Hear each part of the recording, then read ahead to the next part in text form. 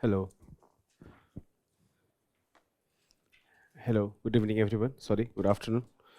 I thought that class is there, but at the right time I looked at the venue. Anyways, any questions from the previous class?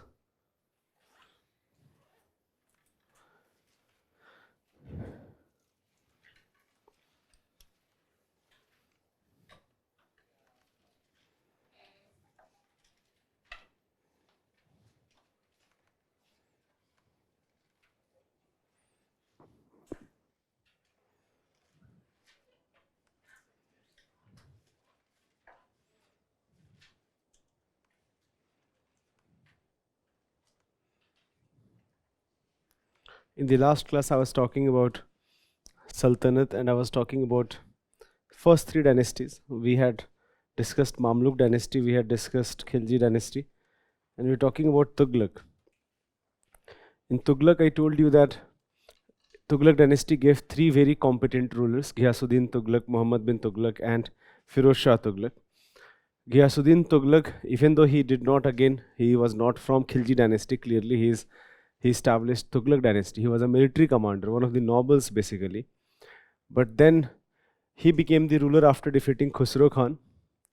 And he led a campaign in Bengal, which was, by the way, ruled autonomously by the Balban's son. I told you in the last class that how Balban, one of the son of Balban Bogra Khan, did not actually decide to accept the throne of Delhi, clearly because he knew the politics of Delhi. So in any case, Ghiyasuddin Tughlaq, so for many years Bengal remained independent of Delhi Sultanate, but one of the first military campaign of Ghiyasuddin Tughlaq in India was in Bengal, which was a successful campaign. And while he was coming back, he died in an accident on a platform which was erected in haste. This platform was not able to sustain masses of elephant. Then I told you that in this controversial situation, Muhammad bin Tughlaq became the ruler. I told you in the last class that Muhammad bin Tughlaq can be called a person with great ideas, but at the same time, we also call him wisest of fool. And the reasons are very simple, because even though his ideas were really great, if you think about it with the benefits of hindsight, but those ideas were implemented very poorly. And at the same time, he was also a person of very short-tempered guy, that he used to get angry very soon. He used to get placated very soon. So he was a short-tempered person, did not listen a lot to many of ulemas as such.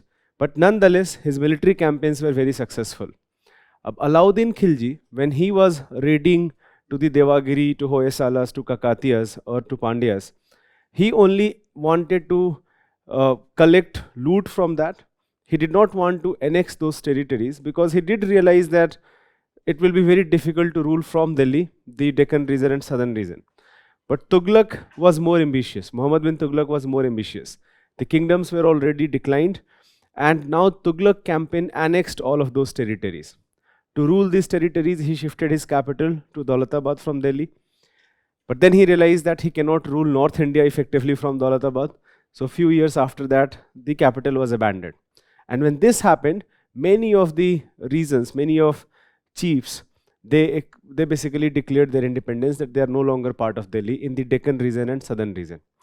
So last years of his life, he faced a lot of rebellions throughout his kingdom. He faced rebellion in Awadh, he faced rebellion in Bengal, in Deccan South, which led to emergence of two kingdoms. He faced rebellion in Gujarat. So, and all of his time basically that was in just crushing that rebellion. So when he died, he did not have son as such. But so one of the claimant of throne was his sister's son. But he was very young at this point of time. He was hardly 3-4 years old. So nobles did not accept it. अब ये भी एक बड़ा interesting चीज़ है कि जो दिल्ली सल्तनत है वहाँ पे सक्सेशन बहुत डिफाइंड नहीं था. जैसे बहुत बार हम देखते हैं कि सक्सेशन डिफाइंड होता है. प्राइमोजेनिचर जैसे is a very famous form of succession, कि जो एल्डेस्ट सन होगा, we call it primogeniture. The eldest son is going to become the ruler. But in case of Delhi Sultanate, the succession was not very well defined. That you have to, it actually was dependent upon the support from nobles. So in any case, this claim was rejected, and Firoz Shah Tughlaq, who was actually cousin of Muhammad bin Tughlaq, Firoz Shah Tughlaq's father was brother of Ghiyasuddin Tughlaq, and he had married one of the Jat princes, and he died very early. So Firoz Shah Tughlaq, when Muhammad bin Tughlaq died, situation was really bad. So Firoz Shah Tughlaq was called by nobles that you should become the Sultan. Initially, he was not adamant. Initially, he actually was not very much enthusiastic about it, but nonetheless, with a lot of persuasion, he did become the ruler. But before that, we should write few things about Muhammad bin Tughlaq. Write down, give this heading, Muhammad bin Tughlaq.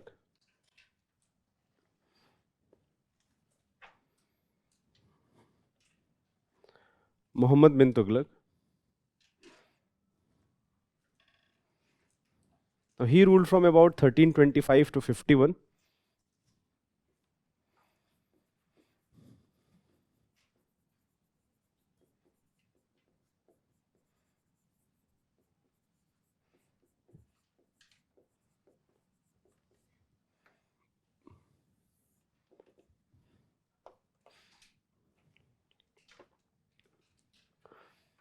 He's often called, write down, he's often called the wisest of fool. He's often called the wisest of fool.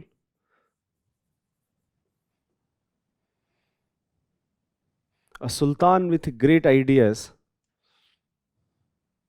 A sultan with great ideas. Great ideas, but did not know how to implement them properly. Did not know how to implement them properly.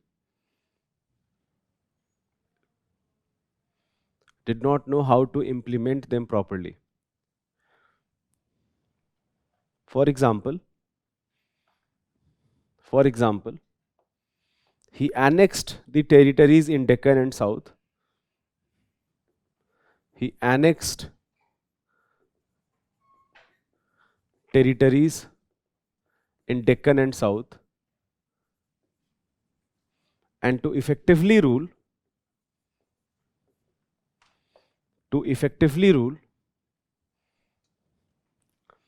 shifted his capital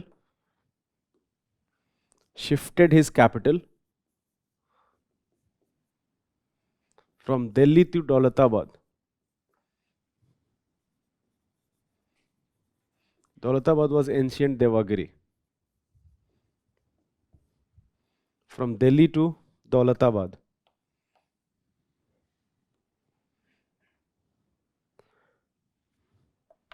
However, few years later he realized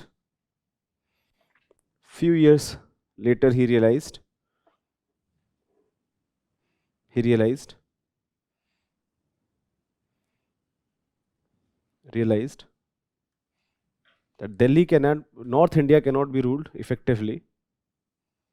North India cannot be ruled effectively from Daulatabad.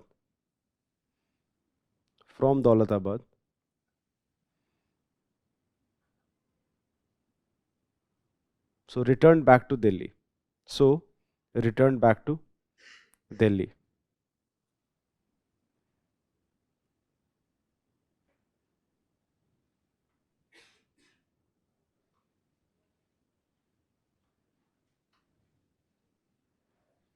Next bullet point, write down. He introduced token currency in India. He introduced token currency in India. That is bronze coin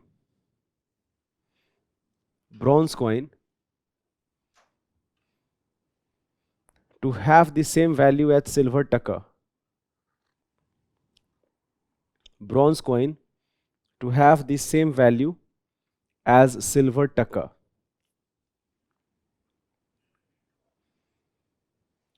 This was done because of shortage of silver.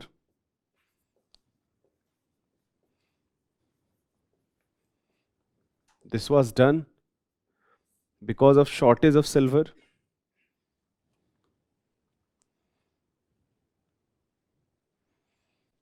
This was not accepted by traders, common men. This was not accepted by traders, common men. So Tughlaq withdrew the currency. Tughlaq withdrew the currency.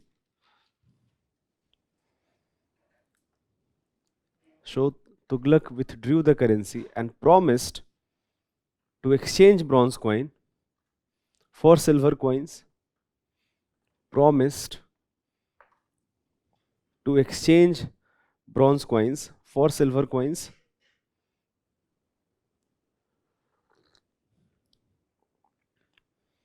This led to large scale forging. This led to large scale forging.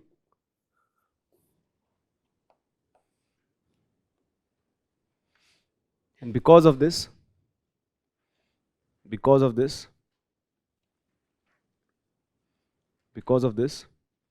Sultan did not fulfill his promise. Sultan did not fulfill his promise.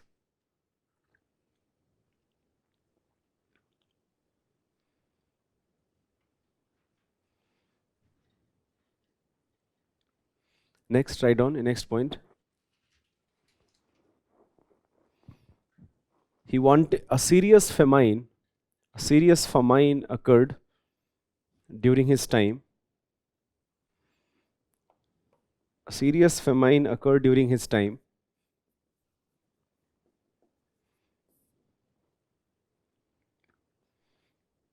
That led to rebellions. That led to rebellions.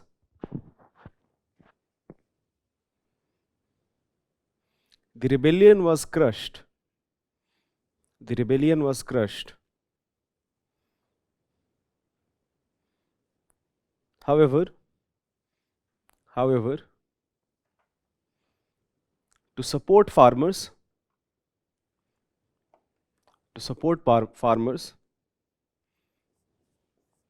a new department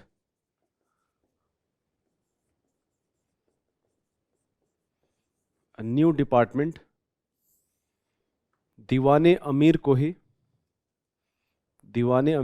was created.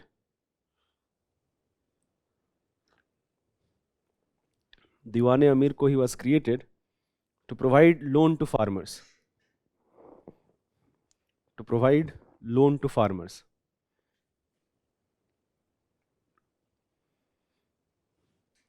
However, his officials were corrupt.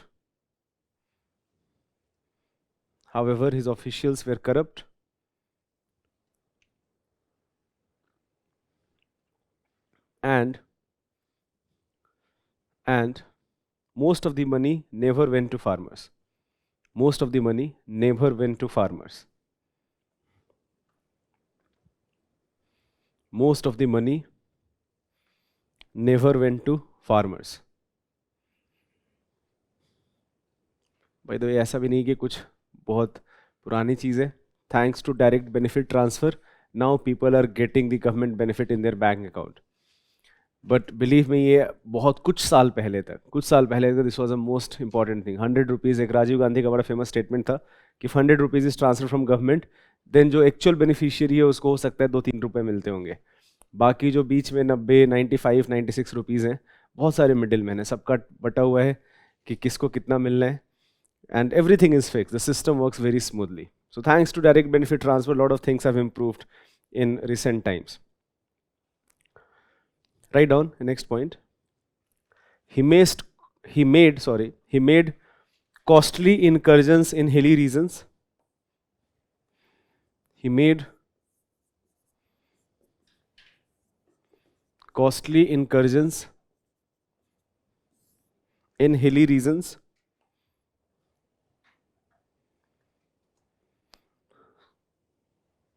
So especially in the region of Uttarakhand, etc. He had many military campaigns. Now those campaigns were successful, but because of the terrain, his treasury, the amount of money he had to invest, his treasury got depleted because of this. One more point you can add. He defeated Mongols.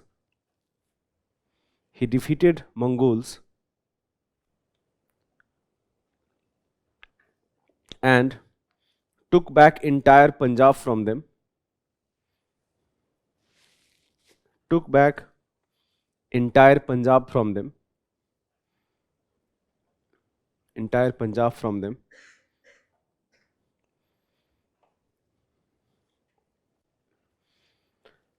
यहां तक तो चलो ठीक है, but write down. He recruited a very large army.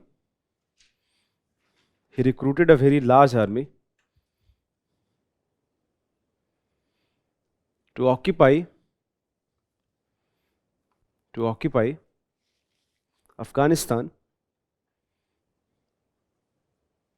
to occupy Afghanistan, but the army was disbanded. But the army was later disbanded.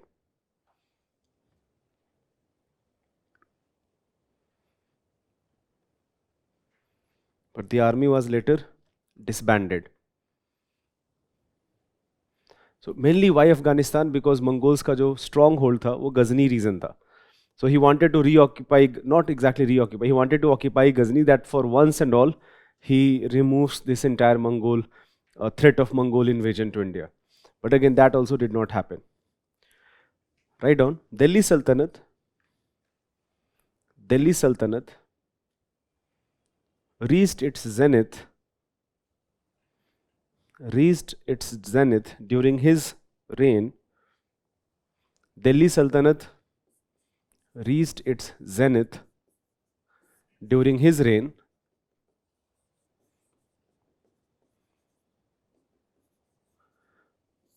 But the process of disintegration also started. The process of disintegration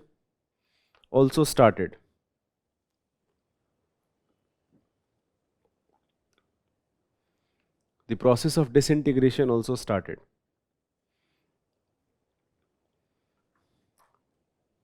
Two independent kingdoms in Deccan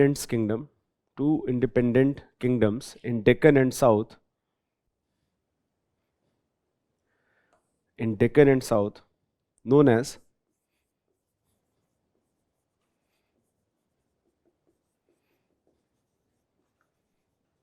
Bahmani Kingdom and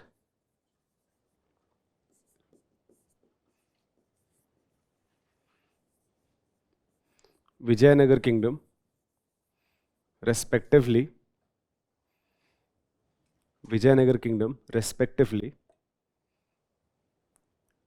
emerged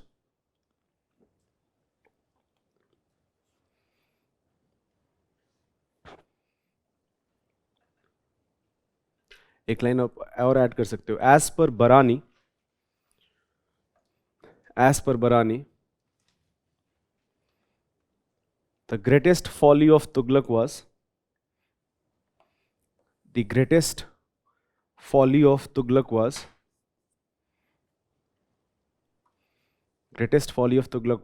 to give important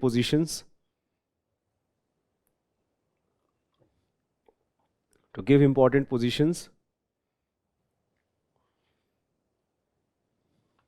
to barbers, winemakers, gardeners, etc. To barbers, winemakers, gardeners, etc.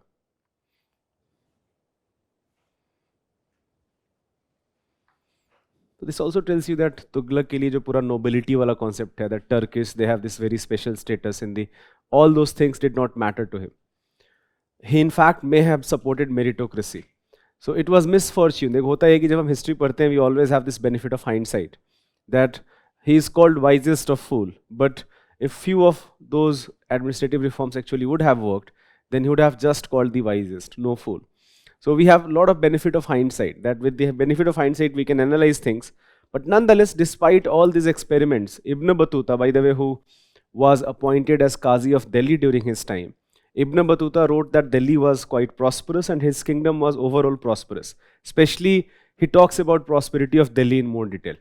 That despite all these issues, Delhi at least was quite a prosperous region.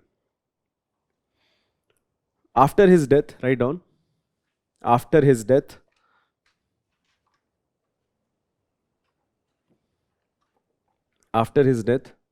his cousin brother, Firoz Shah Tughlaq,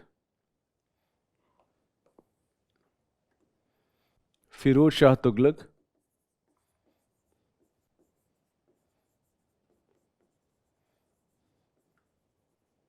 became the next Sultan. Firoz Shah Tughlaq became the next Sultan.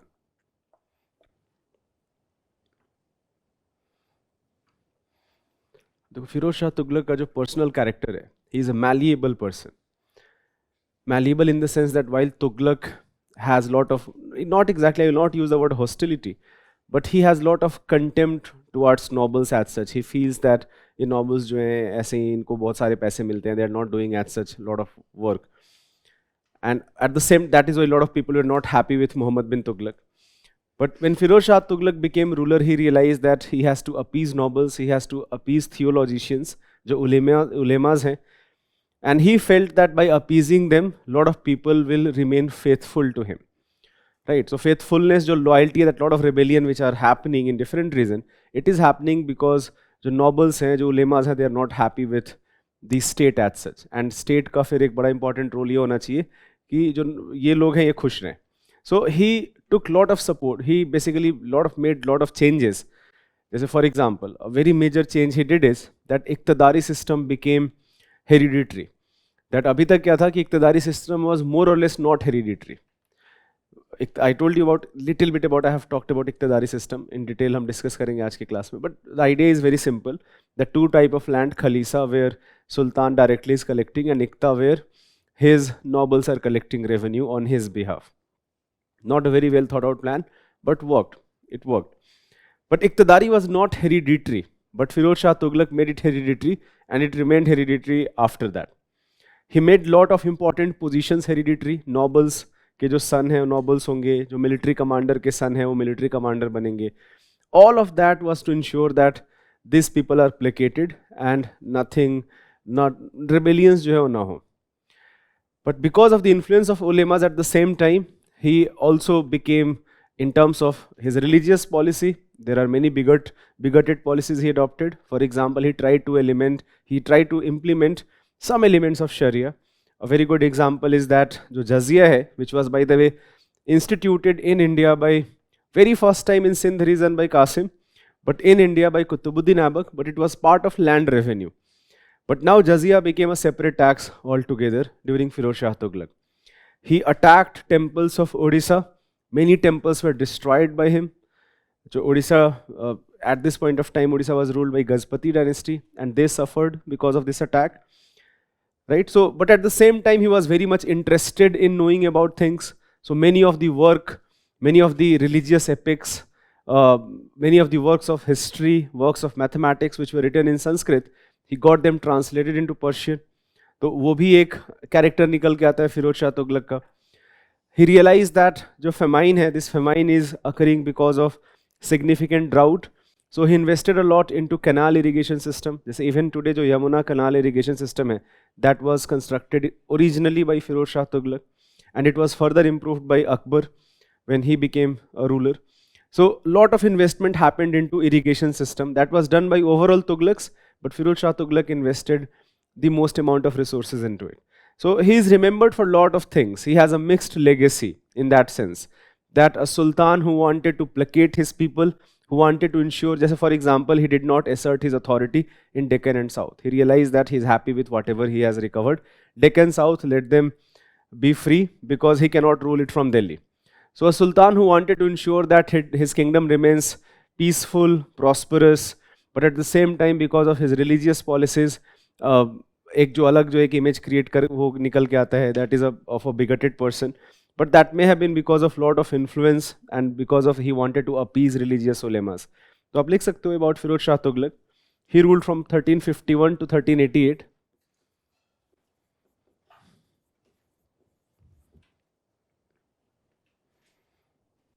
He appeased nobles and theologians. He appeased nobles and theologians.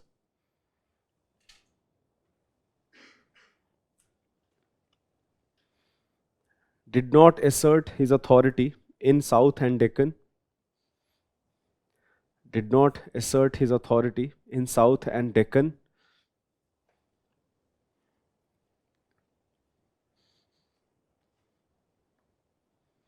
He attacked temples of Odisha. He attacked temples of Odisha to collect wealth, to collect wealth.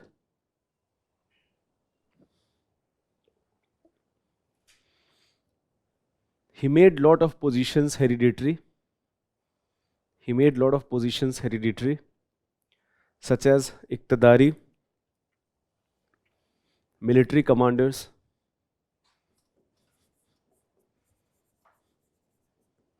Iqtidari, military commanders, etc.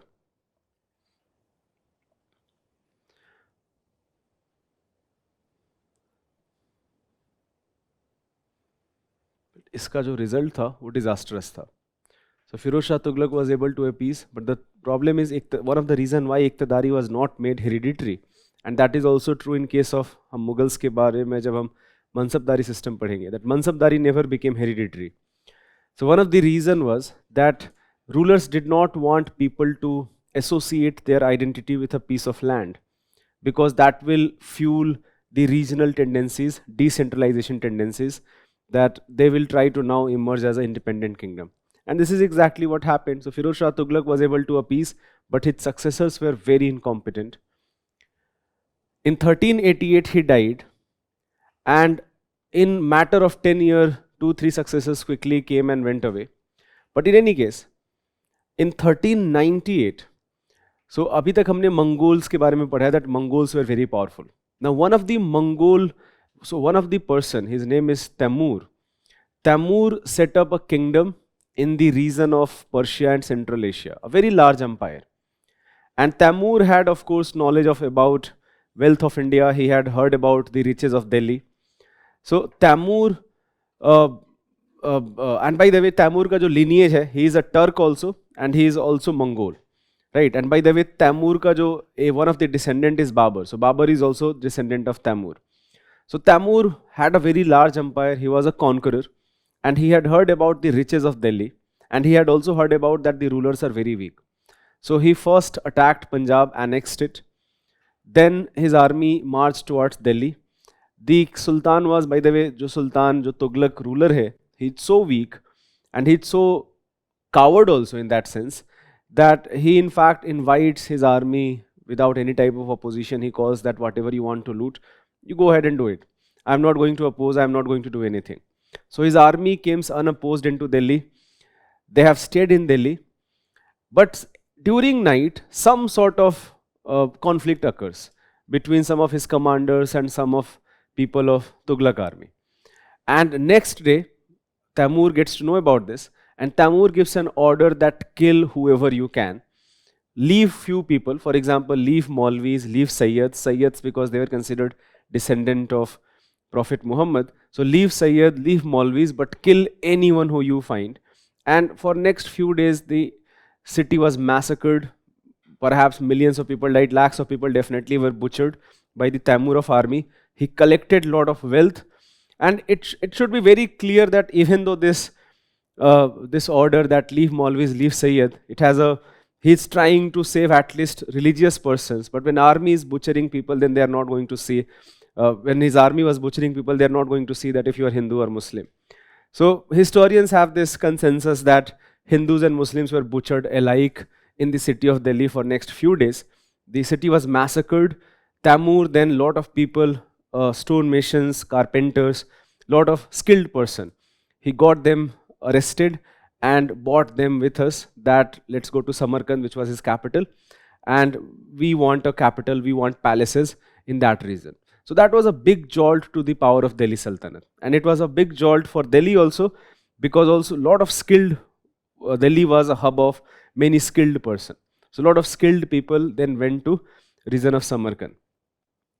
After this, Tughlaq dynasty continued for some time till 1412. In some textbook you will find 1414 also. Doesn't matter. By 1398, Tughlaq dynasty, for all practical matters, it came to an end. While Tamur was going back, he appointed a person, Khizr Khan, who was by the way a Sayyid, as governor of Punjab.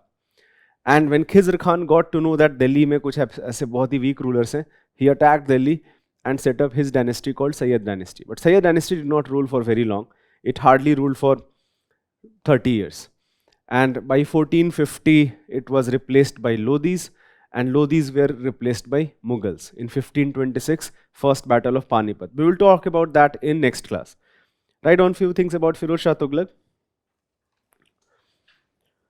Jizya became a separate tax. Jizya became a separate tax. Separate tax, which till now was part of land revenue. Which till now was part of land revenue.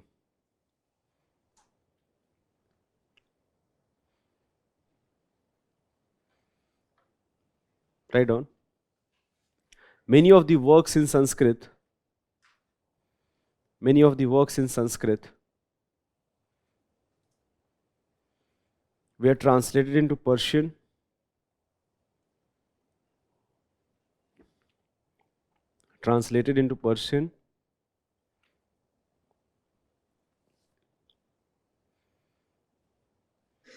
He set up new cities such as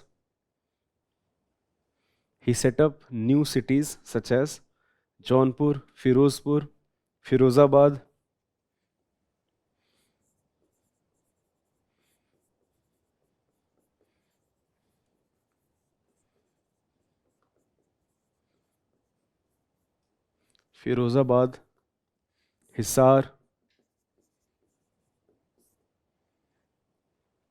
Hisar.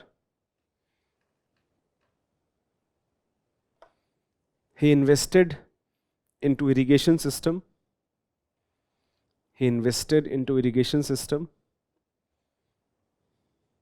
To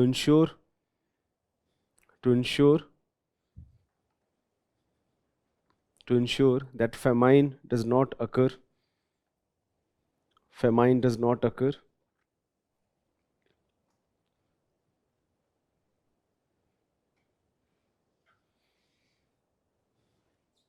He had a special department.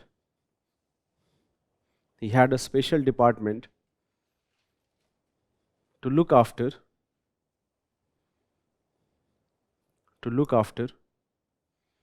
the welfare of slaves.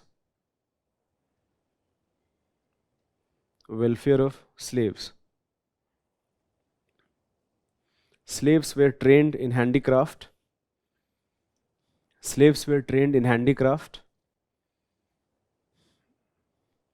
And employed in royal workshops.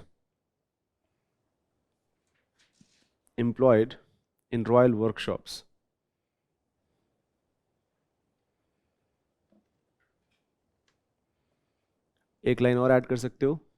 He was mesmerized by Ashokan pillar, few Ashokan pillars.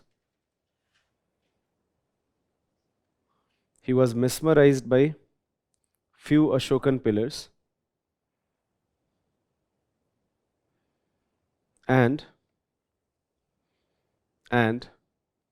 with a detailed arrangement,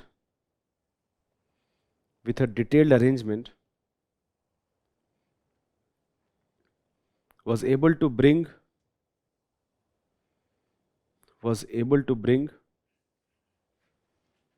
one of the pillar in his palace.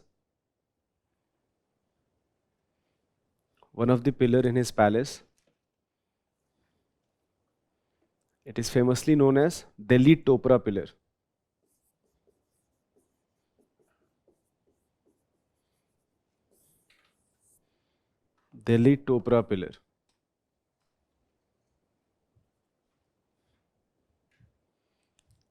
Topra because it originally belonged to Topra. Topra is a region in Haryana.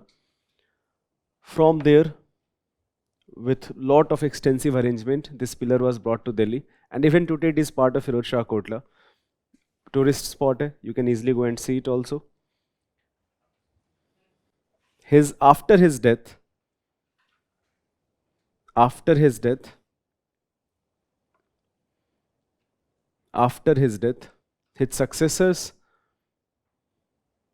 his successors were not competent His successors were not competent. In 1398,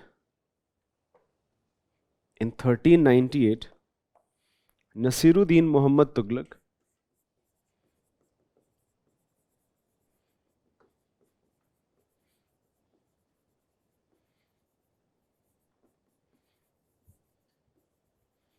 Nasiruddin Muhammad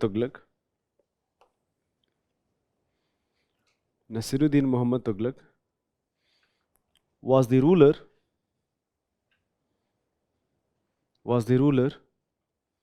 when Tamur attacked India.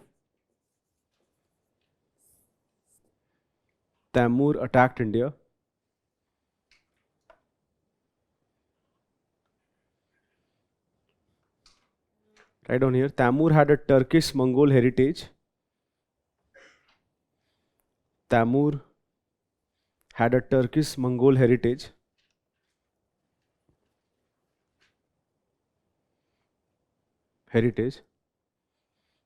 On his orders,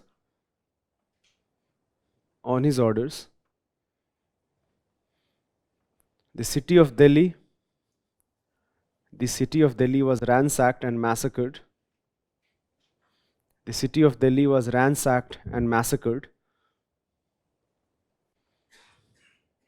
For few days,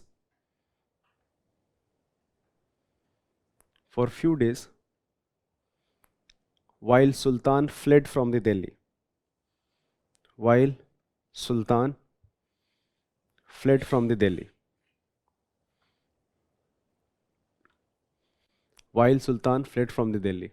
एक बड़ा famous, one of the contemporary historians mentions a very famous line about Nasiruddin Muhammad Tughlaq, that the Lord of Dominion, the Lord of Universe, and his dominion includes from Delhi to Palam. That, so आप लिख सकते हो, a contemporary historian mentions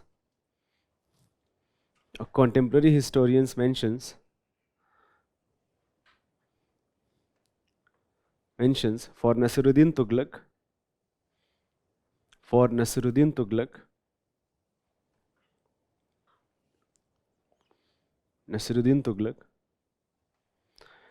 that the dominion of Lord of Universe,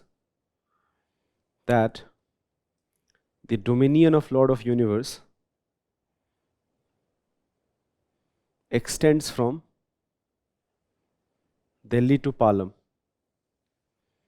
The dominion of Lord of Universe extends from Delhi to Palam. Just as a sarcastic comment upon him, Palam was a small village. Right now, of course, it is part of Delhi, Dwarka ke paas mein. So Delhi to Palam. So this ended, in fact, one chapter of Delhi Sultanate. Another chapter of Delhi Sultanate is, of course, Sayyid dynasty and Lodi dynasty. But जो Sayyid dynasty और Lodi dynasty का जो rule है, that was limited to very small region.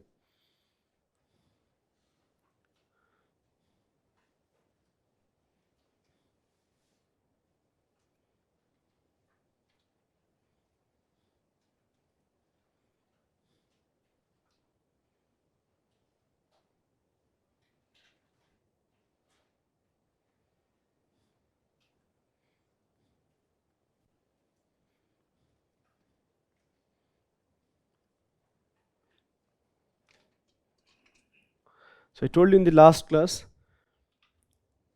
that Khilji Empire, even though Khilji was able to defeat,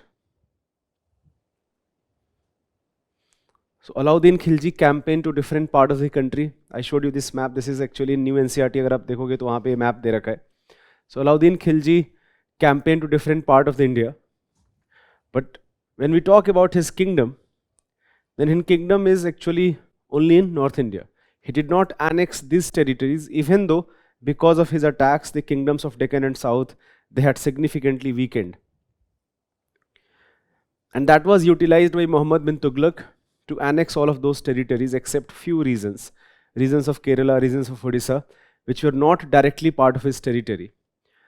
So it was an empire, but this empire was also disintegrated because it became too big to govern, and Tughlaq lacked vision. Even though he had vision, he he did not know how to implement it, and because of that the empire also got disintegrated. जैसे फिरोज शाह कोटला, अभी भी है Firoz Shah Kotla, you go this Ashokan Delhi Topra pillar. So it originally was in Topra, but now it is part of Firoz Shah Kotla. Give the next heading, Sayyid dynasty. Very few things about these two dynasty.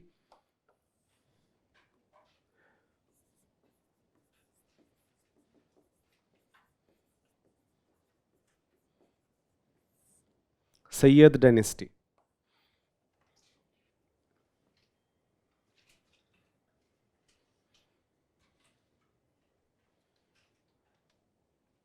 Right on. Tamur had appointed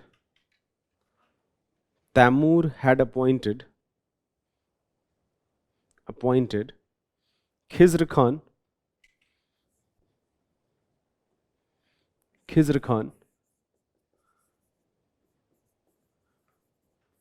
as ruler of Multan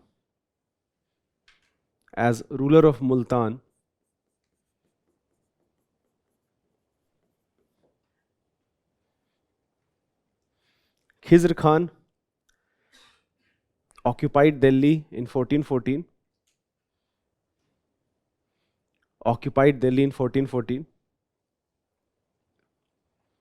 and founded Sayyid dynasty.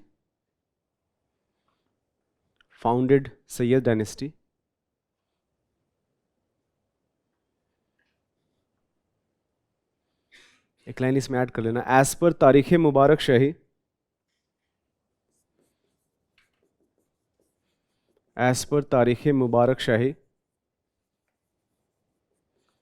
written by, I told you in the last class, Yaha Sarhindi.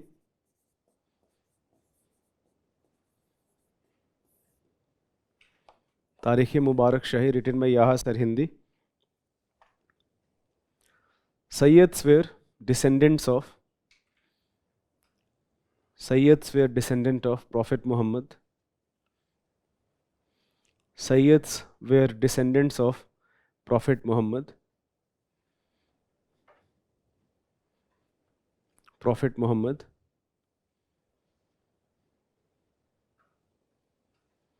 They used to wear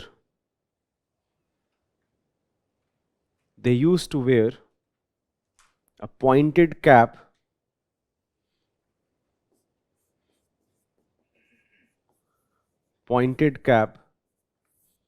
known as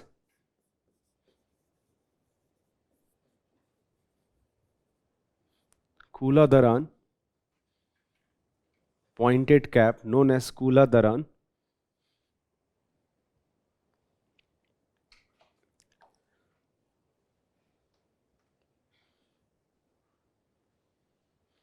One of the Sultan from Sayyid dynasty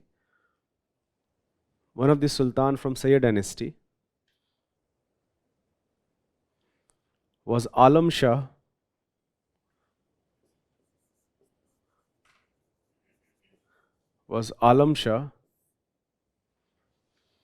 who abdicated his throne voluntarily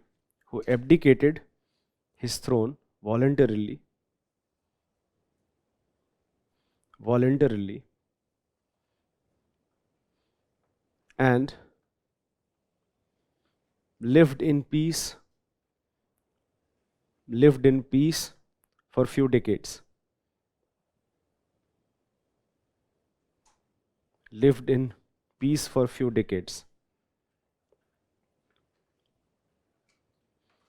In any case,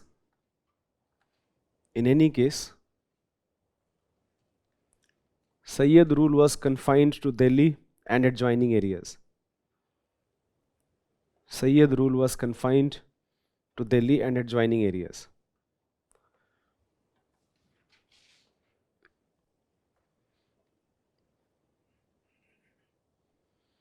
Only few things about Sayyid dynasty you can remember. Founder Khizr Khan, the fact that they're considered descendant of Prophet Muhammad, and because of that they have a special appearance also. They used to wear a pointed cap because of this significance, and this is called Kula Daran.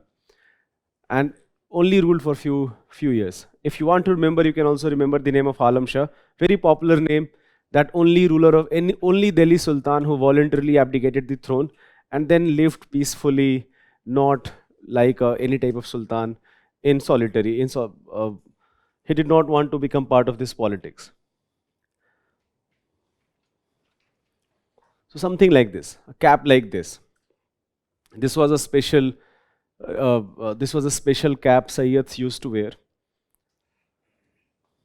And give the last heading, Lodi dynasty. Lodi dynasty.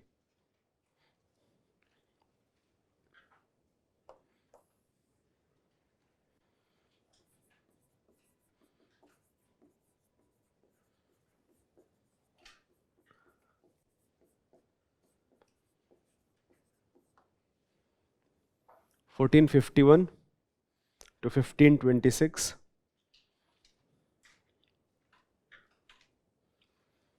Three rulers from the dynasty ruled Delhi. Write down. Three rulers from the dynasty ruled Delhi.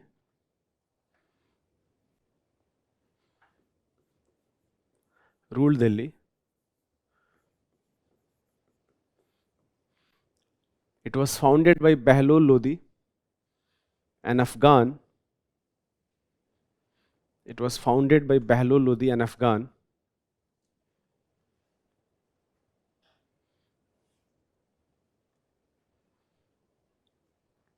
So ये बहुत interesting है कि now no longer we are talking about Turks. अभी तक जो भी है Turks हैं. Sayyids cannot be called Turks as such. Sayyids again because they are considered descendant of Prophet Muhammad. But अभी जो शुरू के तीन dynasties थे, that Mamluk dynasty, Khilji dynasty and Tughlaq dynasty, they are Turks. But Lodi dynasty, जो Behlol Lodi और Sikandar Lodi and Ibrahim Lodi हैं, they are Afghans. And this was actually the first Afghan kingdom into Delhi, but another Afghan kingdom actually became much more prominent, led by Sher Shah Suri, which we will talk about. So Behlol Lodi, he ruled from about 1451 to 1489.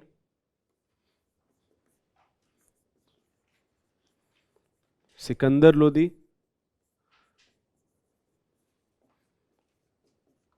write it down, Sikandar Lodi, 1489 to 1517.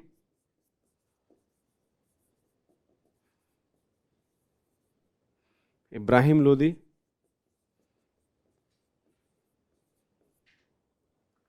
1517 to 1526.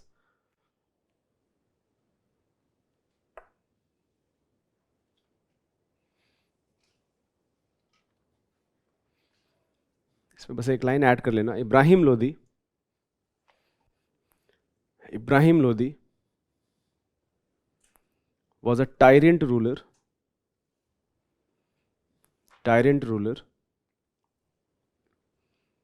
and his reign witnessed series of revolts.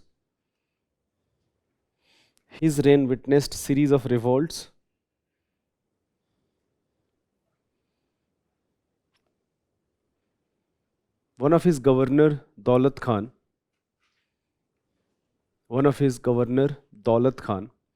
of Punjab,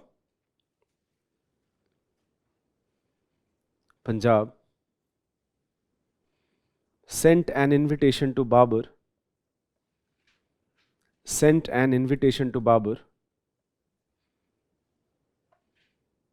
to invade India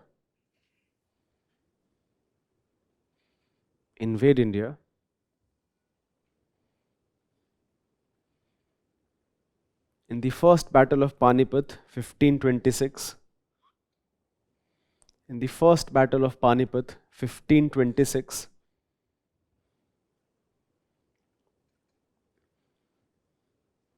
Ibrahim Lodi was defeated.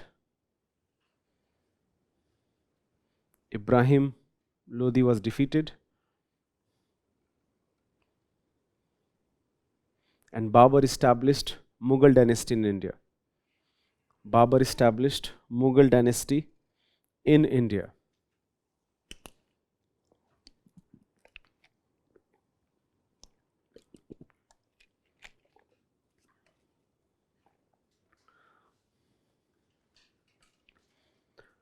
अभी तक जो हमने discuss किया सल्तनत के बारे में, this is about the political history of Delhi सल्तनत.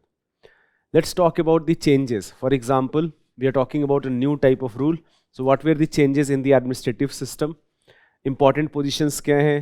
Provincial division, जो division of administration है वो कैसा है? What are the changes in society and economy? Let's talk about that. And those things are more important apart from जो political history हमने discuss करा है. There's a few names are of course very important. Iltutmish, Razia, Balban, Alauddin Khilji, their reforms, Muhammad bin Tughlaq, Firoz Shah Tughlaq. These names are very important. And the reforms which were undertaken by them. तो ये important names है जो पता होने चाहिए. बाकी जो नाम है आप skip कर सकते हो, इतना कोई ज़रूरी नहीं है. But जो administrative system है, that we should know, and other changes which were happening in the society at this point of time, that we should know. So that is my next topic. And after that, once I finish Delhi Sultanate, so we have traced a history of about 1192, where Battle of Tarain and Panipat are not very far away from each other. So where Sultanate was established in Battle of Tarain, and in 1526, about 350 years later, Sultanate also came to an end. Not very far away from Tarain. This was the kingdom ruled by Lodi dynasty, especially the kingdom ruled by Sikandar Lodi and Ibrahim Lodi. But we will also talk about that other kingdoms which existed during Delhi Sultanate or even before Delhi Sultanate, other kingdoms of India. I'm going to specially focus on few kingdoms which are very important from art and culture perspective also. So kingdoms, one kingdom, Kakatiya kingdom, Hoysala kingdom, Eastern Ganga kingdom and Devagiri kingdom. So we have talked about Rajput kingdoms in the very first class, and what were the other regional kingdoms into Deccan and South before Vijayanagar and Bahmani, वो हम discuss करेंगे, and then we will discuss Vijayanagar and Bahmani, because right now we have only focused upon the changes which are happening in North India with Delhi as our prime focus. This has always been, by the way, criticism in historical writing, that history writing in India has been too much Delhi focused, and there is an element of truth to it. It is actually true that lot of things, even today, things which happen in Delhi, they are covered so much into media, and that is because Delhi is a power center. But things which happen into other part of the country, they have barely any coverage. So history writing में भी ये criticism है that it is too North India centric or too Delhi centric, not even North India centric also, too Delhi centric. So in any case, we will talk about some regional kingdoms, but before that, let's discuss the administration, society, etc. during Delhi Sultanate. And when I'm talking about administration, then I'm talking about only first three dynasties. So Lodhis and Sayyids, they did not have enough time to continue the legacy of Sultanate. They ruled a very smaller territory. Sayyids especially ruled a very smaller territory. Lodhis further expanded up to few reasons, but again their territorial extent was very much limited compared to what Tughlaqs did, what Mamluks did, or what Khiljis did. So give this heading, Administration of Delhi Sultanate.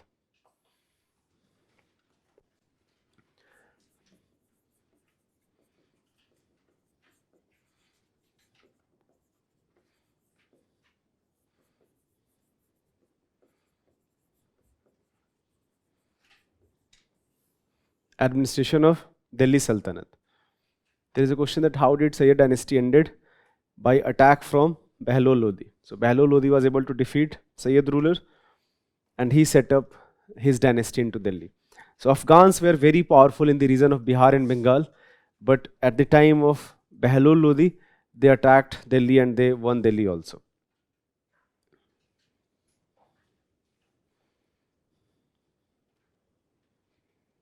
So first thing first, let's talk about the nature of state, that what type of state we are talking about in Delhi Sultanate. So nature of state, on paper, they called themselves as a religious state. That, for example, why I'm saying religious state? Because they accepted the authority of Khalif. So Khalif जो है, जो भी Baghdad का ruler था, he was called Khalif of the world. But then Baghdad ruler, he was defeated, and then ruler of Egypt, he became Khalif. But then Egypt was defeated by Ottomans. Then Ottoman ruler, जो Turks हैं, by the way, Ottoman ruler, they were also Turks. So Ottoman ruler, they were called Khalif. So जो Delhi Sultans थे, they often took a lot of pride that they are ruling on the behalf of Khalif, but that is only on the piece of paper. Because for all practical matter, they were completely independent. That was only just to show, just to have some sort of religious authority that they're ruling on the behalf of Khalif. First. Second, position of Sultan is clearly supreme. Sultan is at the helm of power. But then there is also a challenge that it is also about the personal character of Sultan, because Sultan is always under pressure from his nobility. जो चहलगनी है especially played a very important role, and even later जो nobles है they played a very important role. Even though older Chahalgani was destroyed by Balban, and Alauddin Khilji also did not want nobles to play some important role, but nonetheless more or less nobles played a very important role, and the position of Sultan was always under pressure from the nobles, and it was up to the personal character or the extent Sultan was willing to go to ensure that his authority remains the supreme. So even though Sultan is at the helm of power, he is always under pressure, or his position is always questioned by nobles. Few rulers, of course, they were able to assert their authority over nobles, over ulemas: Balban, Alauddin Khilji, Tughlaq, Muhammad bin Tughlaq especially. So 3 names come to mind. But apart from that, most of the rulers, and by the way, we have only talked about few rulers. There are many rulers which we haven't talked about because they barely ruled for few months or a year, and they were disposed of, they were killed by another of half brothers or someone else who became claimant of throne. So in any case, so that is about Sultan. Second very important position, and by the way, this position remained very important even later, is a position called Wazir. And this office was called Wizarat. Now Wazir is, in current time, if I remove legislative part, if I only include executive part, then Wazir will be like cabinet secretary. Like he is head of everything, that all departments have to basically report to cabinet secretary. So Wazir was head of many departments, the most important being financial department, that जो भी state finances है, it was looked after him. So that is why Wazirat, जो विजारत है, that was a very powerful position during Delhi Sultanate. तो आप लिख सकते हो पहले तो. First, Sultan was at the helm of power. Sultan was at the helm of power. Helm of power. However,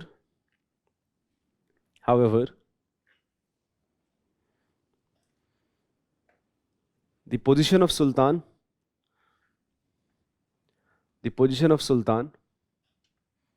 was always under pressure,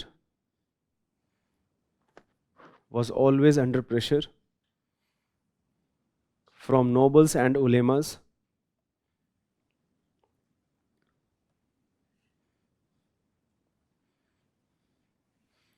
formally, write down, formally, many sultans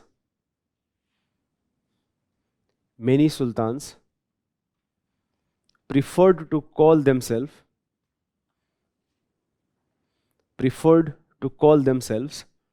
as lieutenant of Khalif,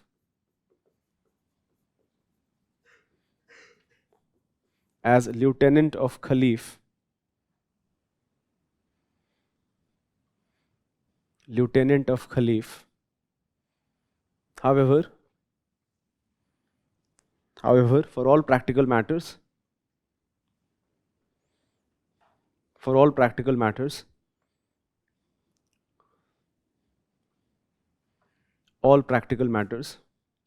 Sultan was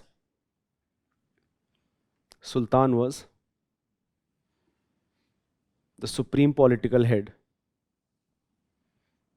Sultan was the supreme political head.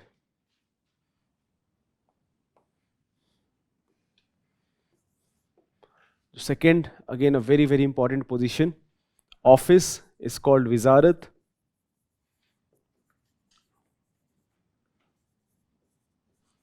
Under Wazir. By the way, Wazir was also very powerful during Mughals.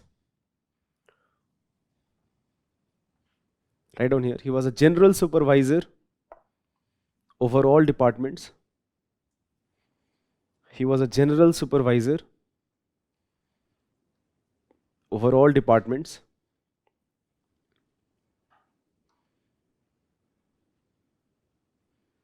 He looked after financial organization.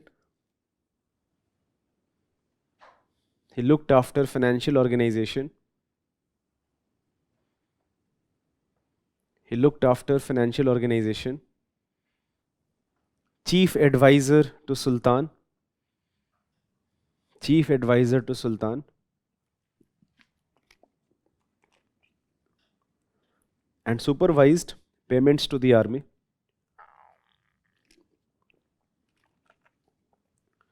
Supervised payments to the army. Many smaller departments worked under him.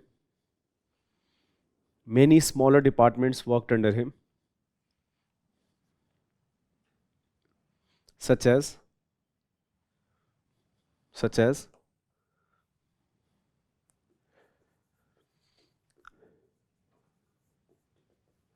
Mustafi A. Mumallik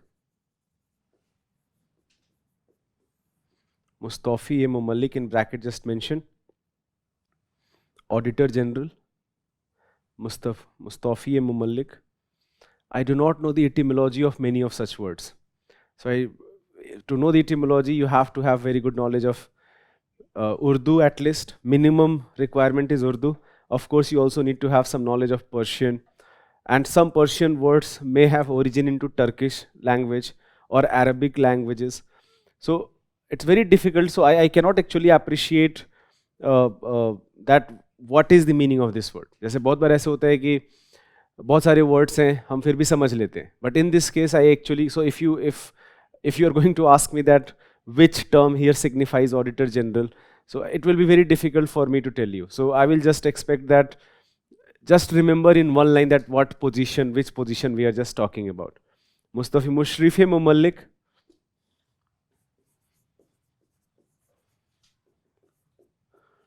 Few terms are there जो कि मुझे भी पता है, and I'm very sure कि अगर मुझे पता है तो आपको भी पता है, because we use them in our day-to-day life, especially जब हम मुगल administration पढ़ेंगे, and you realize that there are many words which we use in day-to-day life, and they are actually part of our local vocabulary.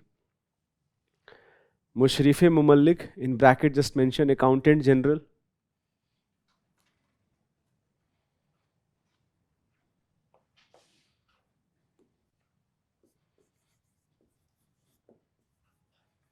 Majumdar,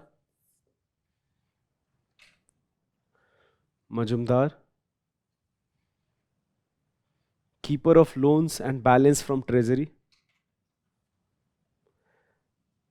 Keeper of Loans and Balance from Treasury.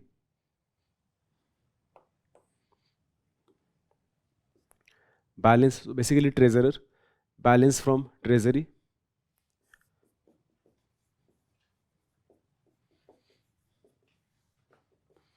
Diwan Amir Kohi.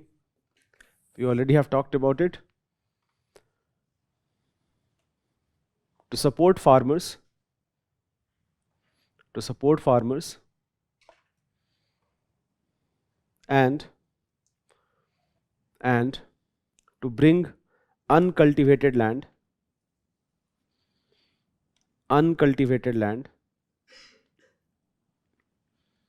in cultivation. Uncultivated land under cultivation. Under cultivation.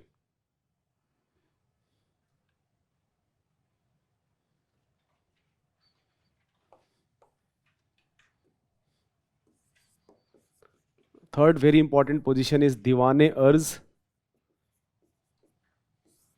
Under Diwan-e-Arz is the office under Arz-e-Mumallik.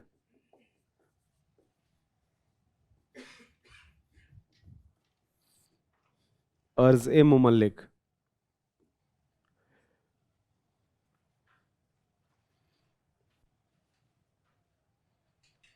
It looked after military organization.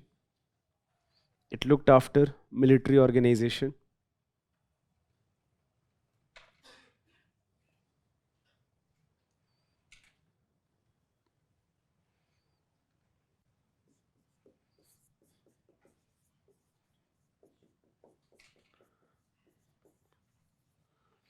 Diwan-e-Insha under Dabir-e-Khas.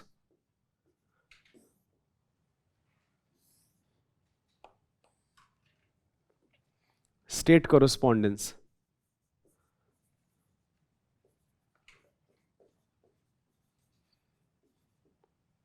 State correspondence.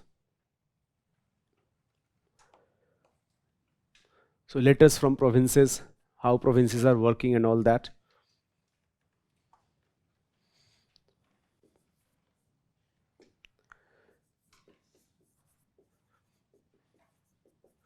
Baride Mamalik,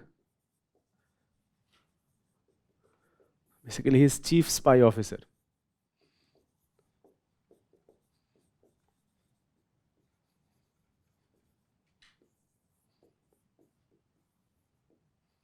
Chief intelligence officer. Another very important position will be Diwane Rasallat under Sadre Sudur.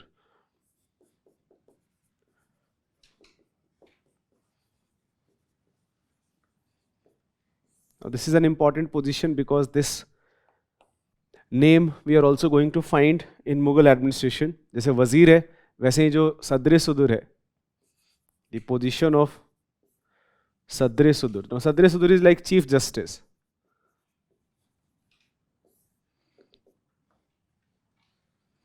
Diwane Rasallat under Sadre Sudur.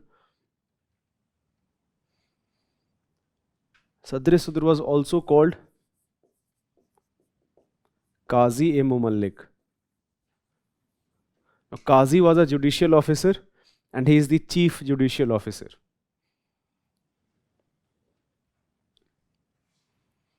It dealt with, write down in one line, it dealt with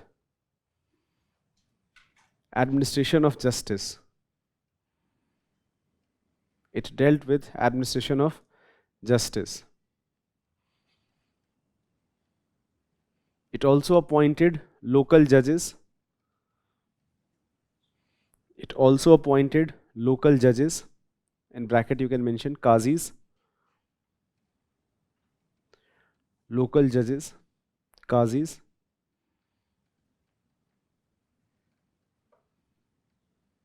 And provided religious grants. Provided religious grants. Religious grants to organizations and religious persons. To organizations and religious persons.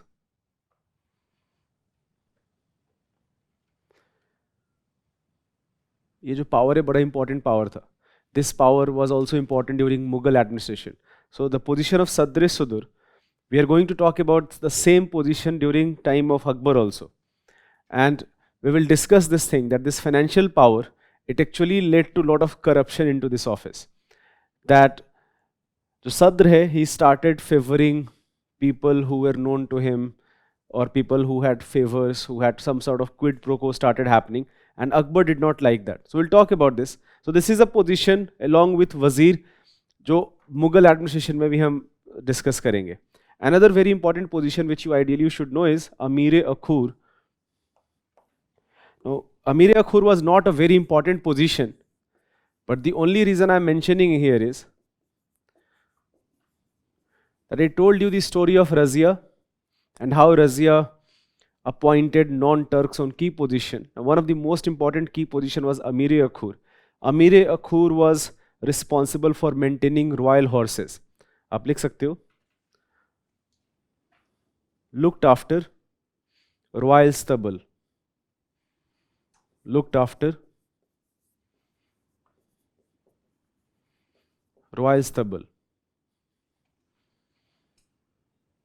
And the person she appointed, then there was a rumor that she's having an affair with that person. Give the next heading, provincial administration.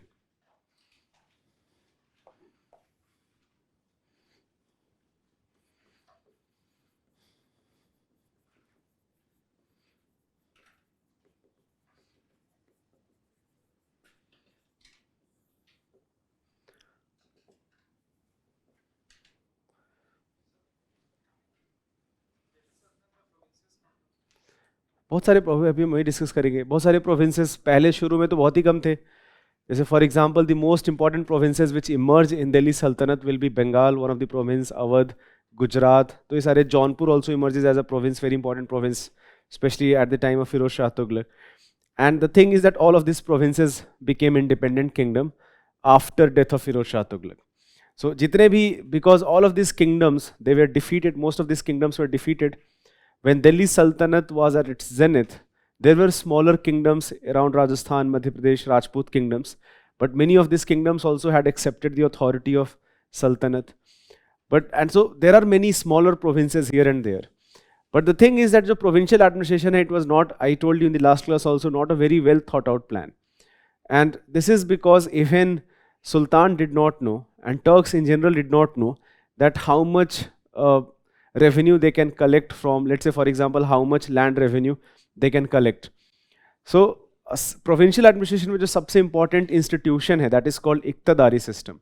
Now इक्तदारी system simply meant that जो nobles हैं और जो important military commanders हैं, they were given a piece of land and they used to collect revenue on the behalf of Sultan. But it was not a very well thought out plan in the sense कि ऐसा नहीं कि आपको monthly एक payment करना है, or it is like a salary to you, compared to Mansabdari system, which was actually a very well thought out plan. We will talk about Mansabdari system during Mughal administration. It was that you have to collect on the behalf of Sultan, revenue on the behalf of Sultan. Whatever your own expenditure is, keep it, rest, give it to Sultan from time to time. But that was also not very fixed as such. But nonetheless, it did work because initially it made a lot of sense that all of the provinces and the Sultan hai, they work under Sultan. There are of course few ambitious people who declared their independence even during initial days. But most of the chiefs, they started realizing that otherwise they are going to be defeated perhaps by regional kingdom. So it makes sense that to remain part of Delhi Sultanate itself. But whenever, so once 100 years, more than 100 years have passed, then many of those provinces, especially in the absence of a strong ruler in Delhi, they started declaring their independence. And that is why many sultans had to crush rebellions into their provinces. And after Firoz Shah Tughlaq, this crushing rebellion was nearly impossible. And that led to emergence of all of these important provinces, like Gujarat became an independent kingdom, Bengal became an independent kingdom, Awadh became an independent kingdom, Jaunpur became an independent kingdom, Deccan and जो Bahmani and Vijayanagar तो हमने already discuss कर ही रखा है. So many independent kingdoms emerged out of those provinces. So provincial administration during सल्तनत was not very efficient, and that was very much visible because of the continuous rebellions which kept on happening throughout the sultanate. आप लिख सकते हो, हम बोल सकते हैं ये central administration Ganga Doab region के अराउंड है, जो दिल्ली जो सुल्तान जिसको डायरेक्टली कंट्रोल करता है. So central administration which we have talked about, I'm mainly talking about Delhi and the adjoining areas. The piece of land which was directly controlled by Sultan, this piece of land was called Khalisa land, because most of the land was called Ikta land, which was given to Iktadars, who are no one but nobles or military commanders, and they have to collect tax on the behalf of Sultan. तो आप लिख सकते हो different control mechanisms were adopted by Sultan.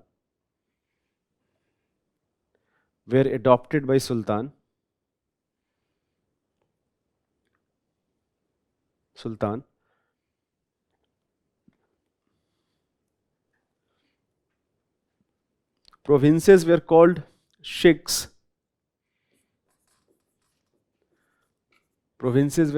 sheikhs. And were under the control of Shikdar,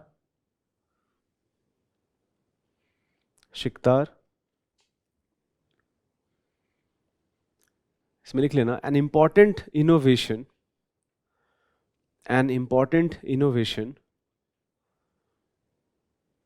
in administration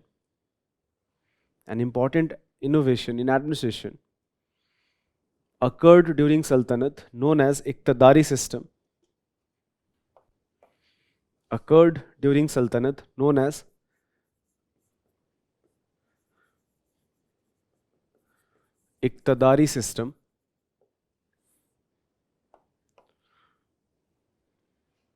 The land was classified The land was classified in three categories. The land was classified in three categories.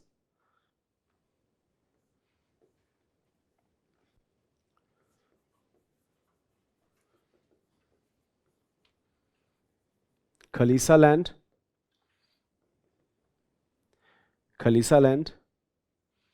एक line में लिख लेना. Kept under Sultan,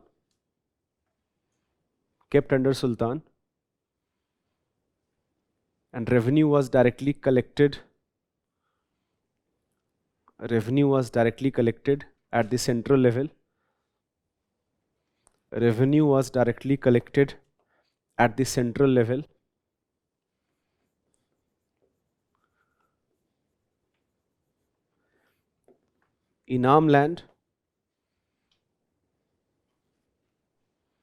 Inam land, this was given to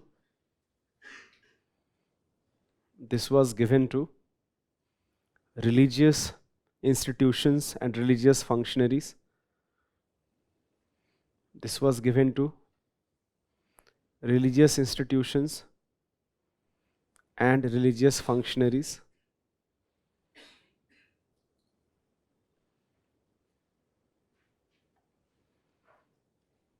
But इनाम land का जो extent था that was quite less. जैसे for example जो सूफी सेंट्स हैं, so in Ajmer, in Delhi, different silsilas of Sufi saints, they were given this Inam land.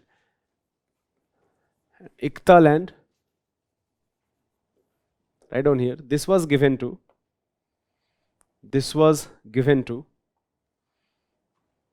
army commanders and nobles. For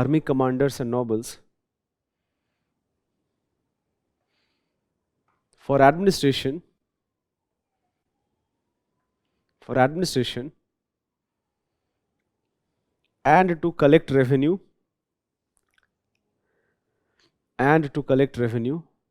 on the behalf of Sultan.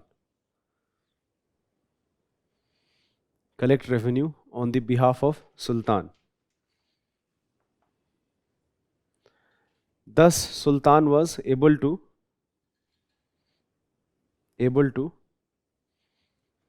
get a large share of surplus production.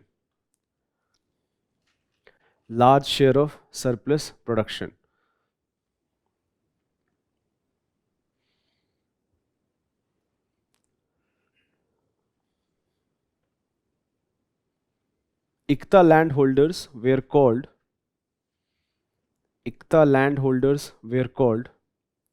Iktadar or Mukti.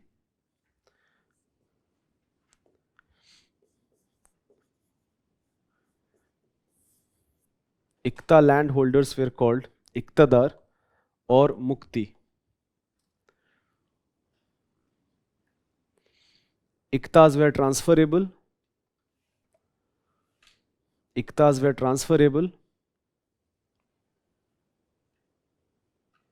However, Firoz Shah made it hereditary.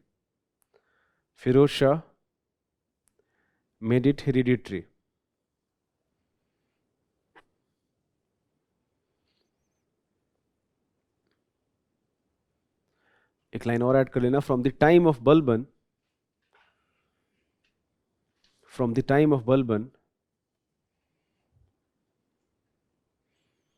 Iqtidar was supposed to, or Iqtidar was expected to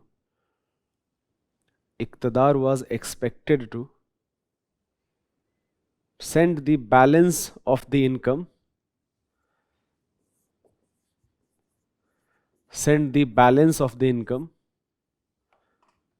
in bracket you can mention Fawazil or Fazil, send the balance of the income to the center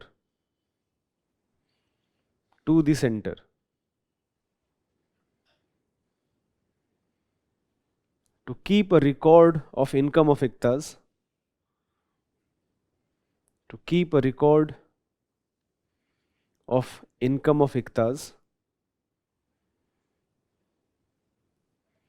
Khwaza Khwazas were appointed. Khwazas were appointed.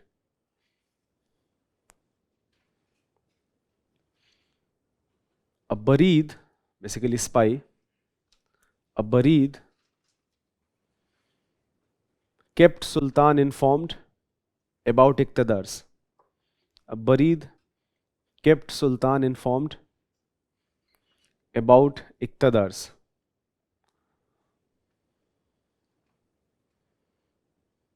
Iqtidars.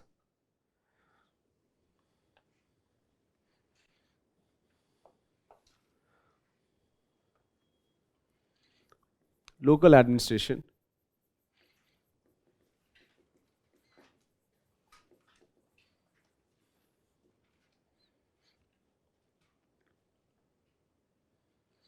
Right on here. At the village level,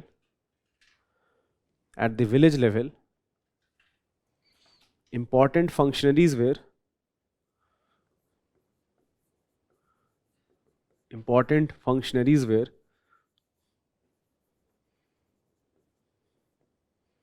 Khut Muqaddam.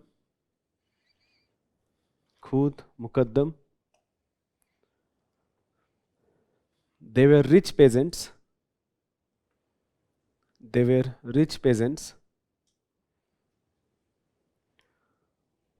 And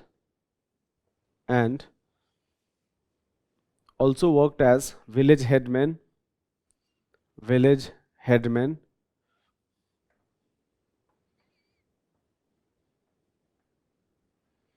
They coordinated with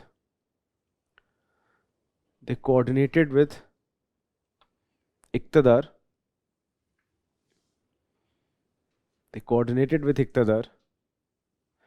In revenue collection.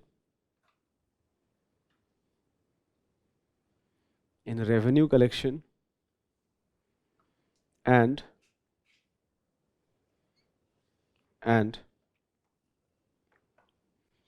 maintaining law and order.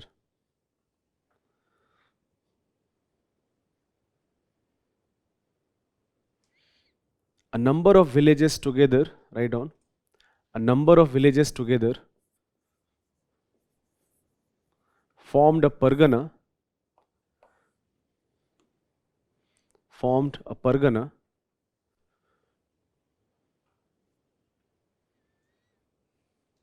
Important officials at pargana level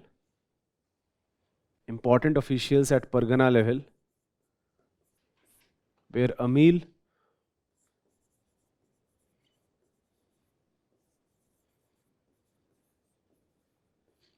and Karkun.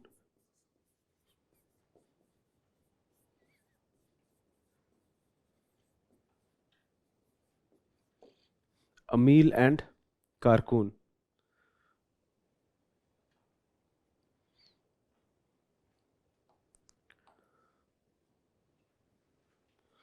Let's talk about two more things, economy and society. So give this heading, economy.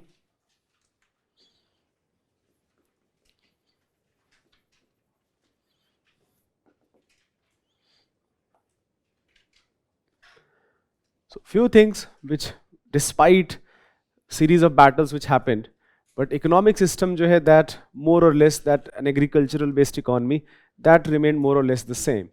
But few things were introduced into India.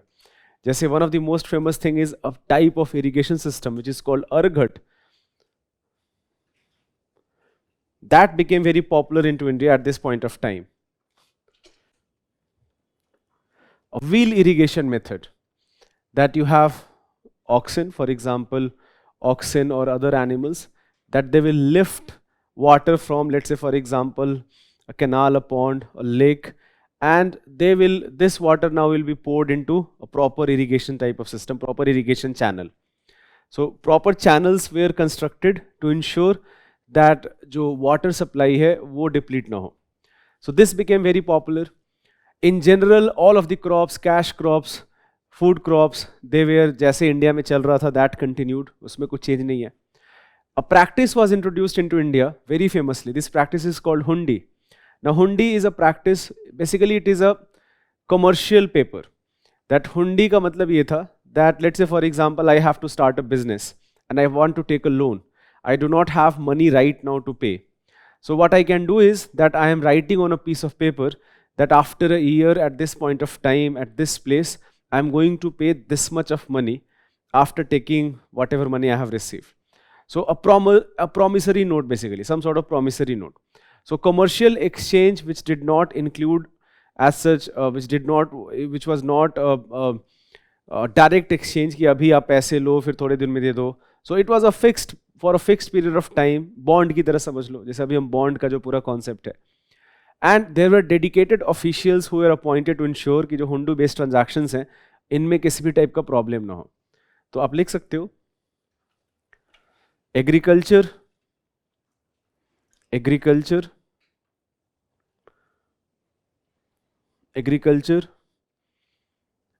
which included food crops, cash crops, spices.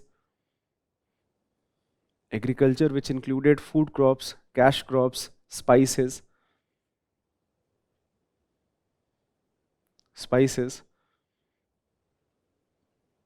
remained the chief economic activity. Remained the chief economic activity.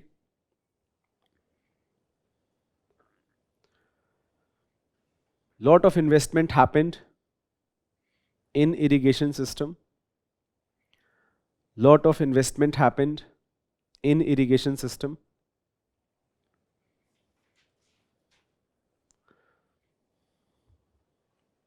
A Persian wheel irrigation method. A Persian wheel irrigation method called Araghat. A Persian wheel irrigation method called Araghat became popular in India. Became popular in India.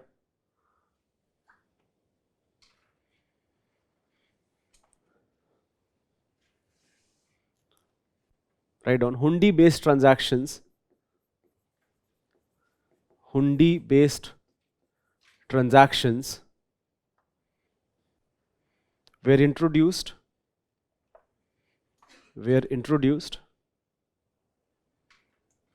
अब एक line add कर लेना. Hundi was essentially a bill of exchange. Hundi was essentially a bill of exchange. Bill of exchange. A paper, comma, a paper that promised payment of money. That promised payment of money. Payment of money after a fixed period of time at a certain place. After a fixed period of time at a certain place.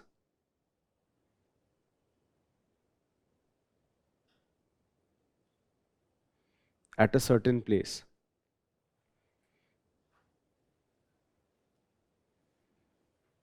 Officials called sarafs. Official called sarafs were employed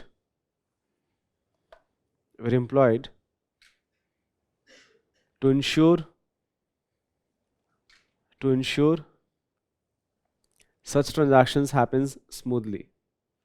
Such transactions happen smoothly.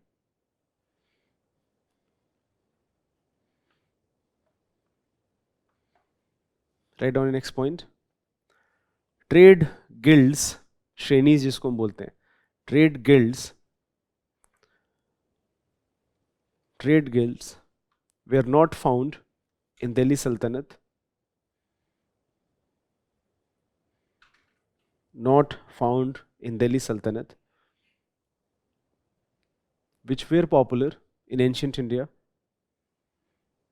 Which were popular in ancient India.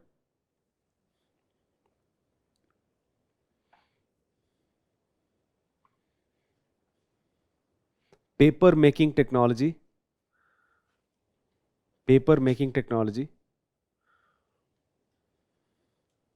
was introduced in India. was introduced in India?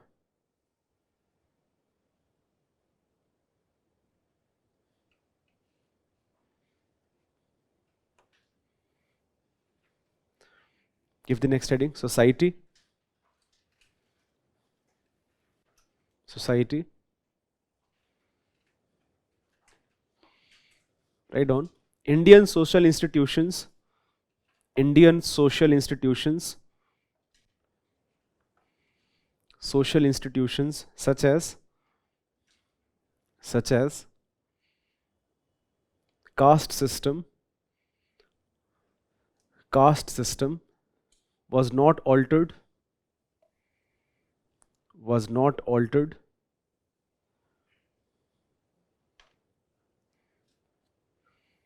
New tradition of education.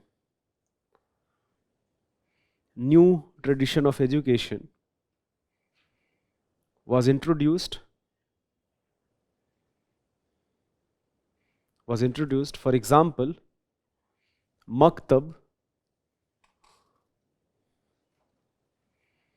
For example, maktab,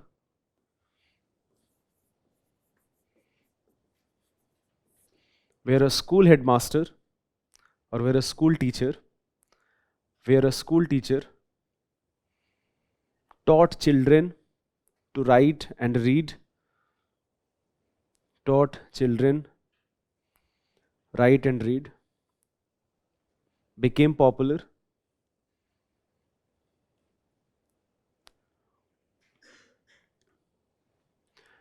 So maktab, where basically you can imagine the maths as primary education, but madrasas also became very popular. आप ये भी लिख सकते हो.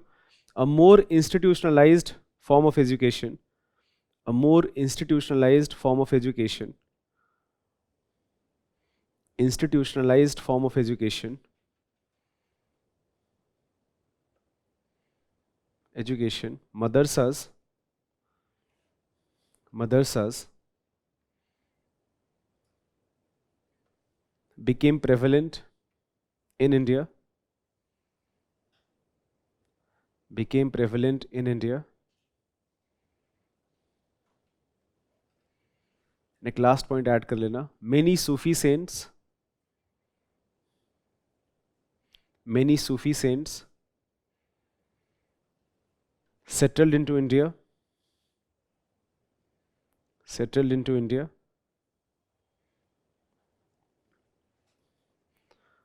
Almost just after the establishment of Delhi Sultanate, Sufism was also introduced.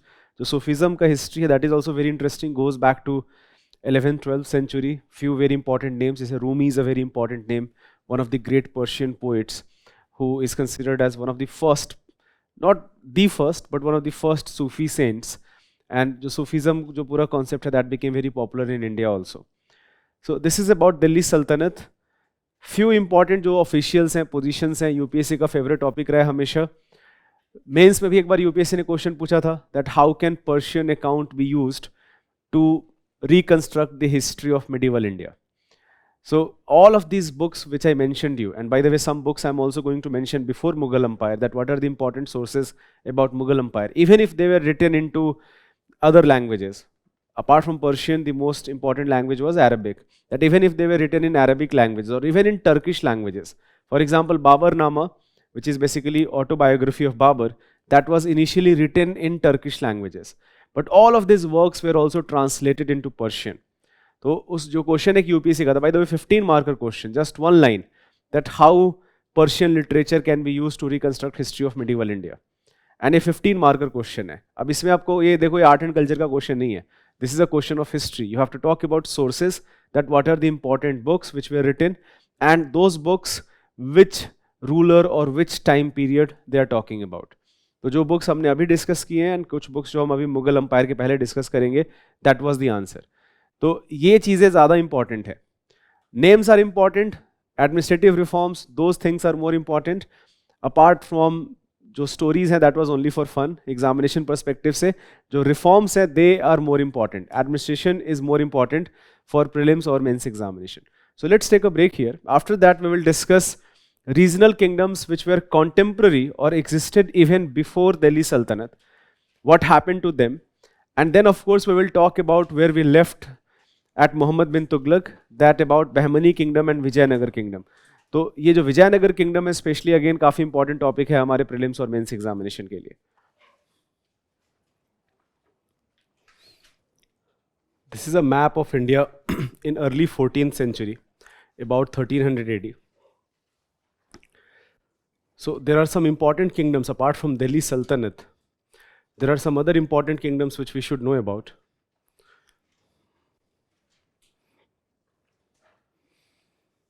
So one of the most important kingdom here is in top itself, Kashmir. We will talk about Kashmir also as provincial kingdoms once we complete our discussion about Mughal Empire.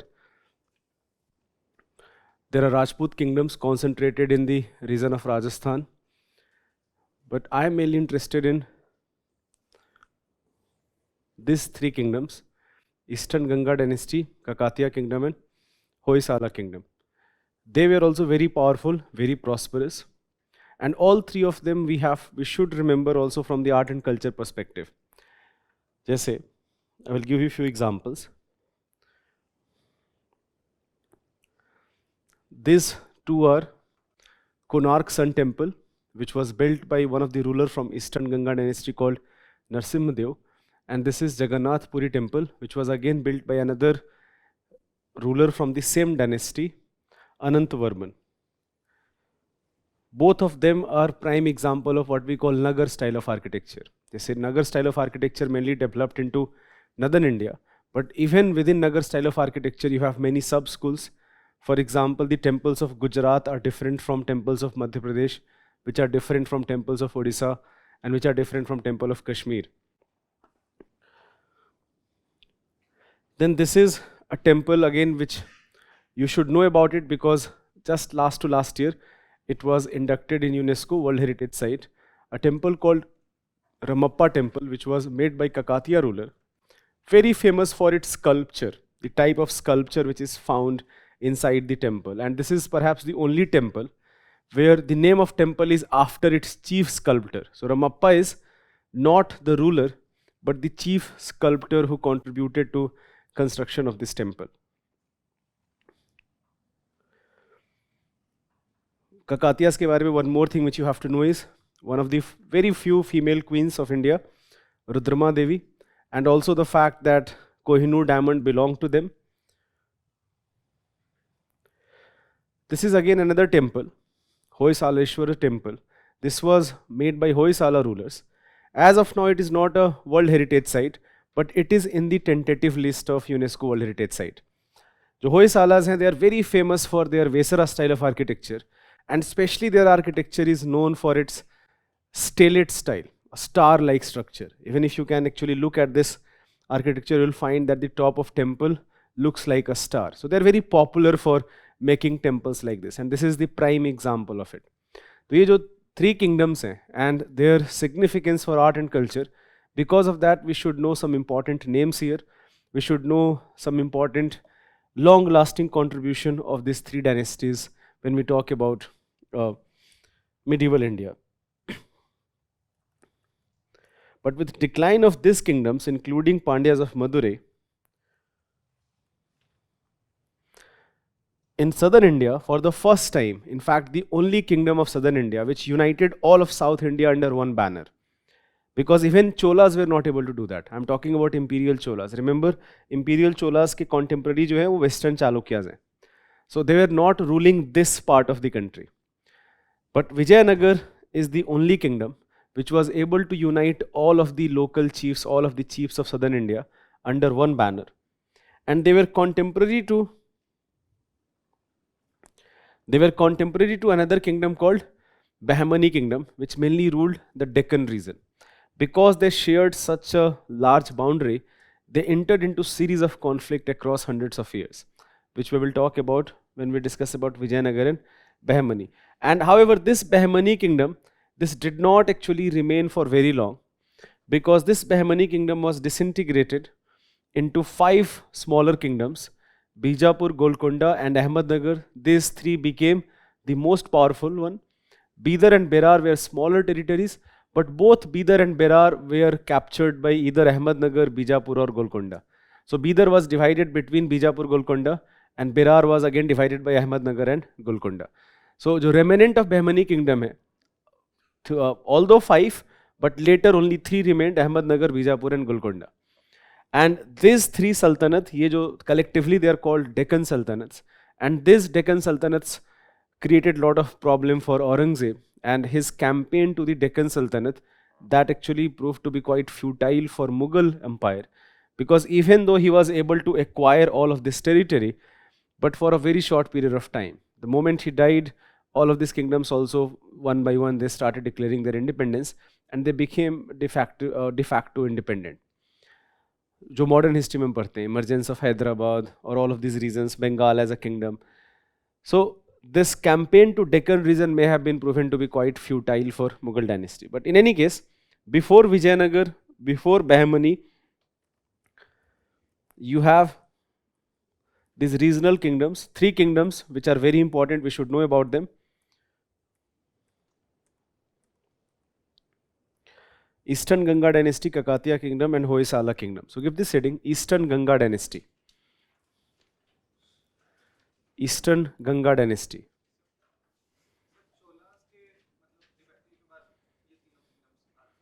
नहीं चोला के decline of Chola and western Chalukya both. हाँ, सिर्फ चोलाज मैं नहीं बोलूंगा. So not Ganga. जो Ganga rulers हैं, bye the वे एक बड़ा एक वो है कि गंगा रूलर्स कौन है, because there is another Ganga dynasty which ruled a small region of Karnataka here, and historians believe that group of people from the same dynasty, they may have shifted to Utkal region, which basically Odisha is. They may have shifted to Utkal region, and they may have started their own independent kingdom. And to distinguish them from the Ganga dynasty which ruled Karnataka, we used Eastern Ganga and Western Ganga. Now Western Ganga did not remain very powerful because they were subjugated by Cholas, they were subjugated by Chalukyas, but Eastern Gangas ruled for quite some time. And yes, Kakatiyas and Hoysalas, they did emerge after decline of Cholas, after decline of both Cholas as well as Western Chalukyas, right? So yes, अभी तक जो हमने last time discuss किया था, we talked about imperial Cholas. तो ये जो 2 kingdom है, they emerged very powerful, very prosperous after decline of imperial Cholas.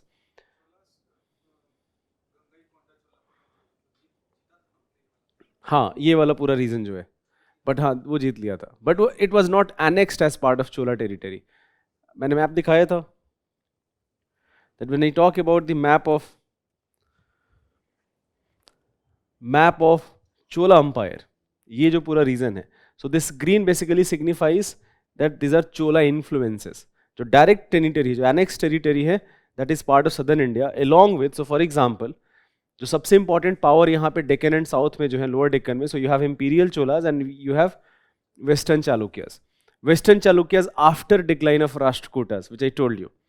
And yes, so when Rajendra Chola led his campaign up to Bengal, crossed river Ganga also, so he did defeat many of those rulers, but they were not annexed as part of his territory.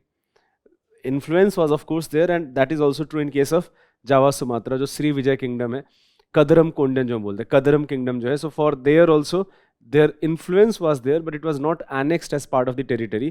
Compare to that, Sri Lanka was annexed to part of this territory. That is why even today, for example, Sri Lanka, जैसे अभी थोड़े दिन पहले एक Chinese ambassador का एक tweet कुछ आया था, that you have been attacked so many times. So वो श्रीलंका के रीजनल एस्पिरेशंस को चाइना वाले इंसाइट करने की कोशिश करते हैं कि in past you have been attacked by many regions.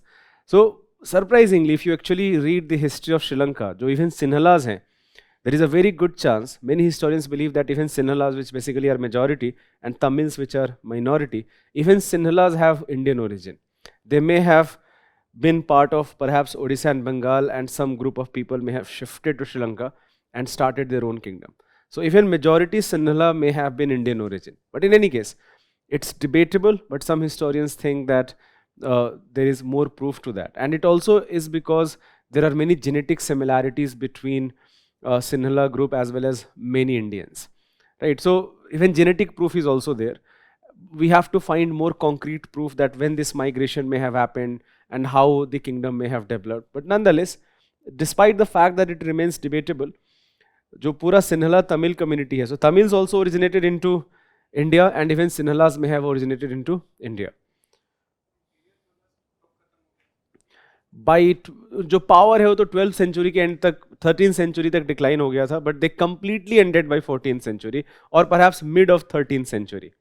तो जो पावर है, power was declined after few generations after Rajendra Chola. So Rajendra Chola ruled in 11th century, and by 13th century, especially mid of 13th century, their power was very much limited, and by end of 13th century, Cholas came to an end, and that led to emergence of all of these small regional kingdoms. Right? Western Chalukyas also ruled up to 12th, 13th century. Right? So Western Chalukyas and Cholas, they had series of struggle. Both of them declined after a point of time. And with decline of Western Chalukyas, you had Hoysalas in the region of Karnataka. So anyways, give the first heading Eastern Ganga dynasty. Eastern Ganga dynasty.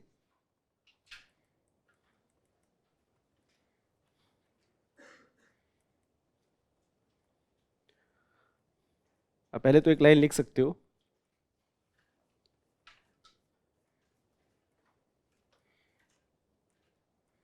They are called Eastern Ganga rulers. They are called Eastern Ganga rulers to distinguish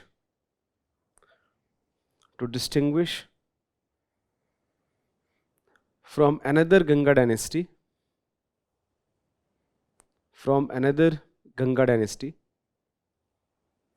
which ruled a small region in Karnataka,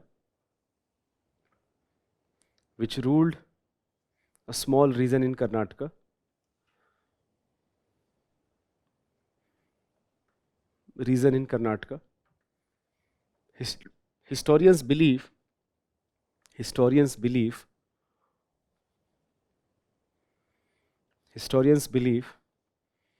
that the same dynasty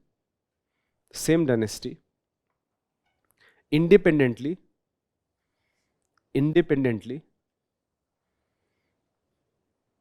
set up a new kingdom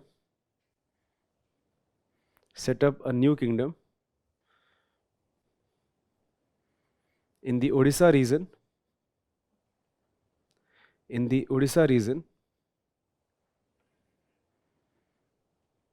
at its zenith,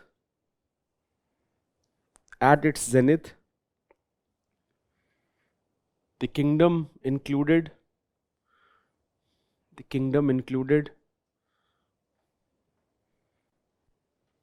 parts of West Bengal, Andhra Pradesh and Chhattisgarh.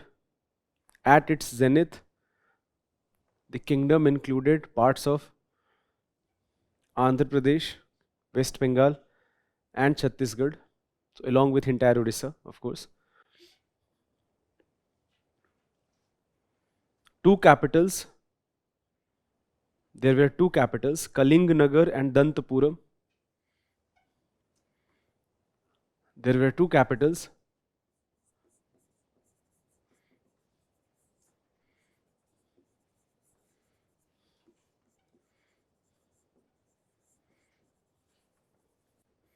Dantapuram. These rulers, Eastern Ganga rulers, write down, Eastern Ganga rulers are known as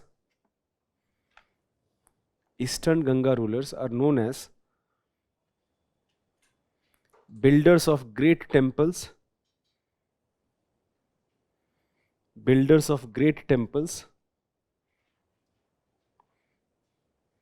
For example,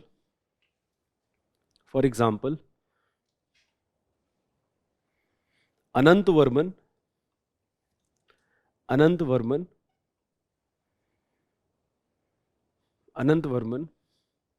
in 12th century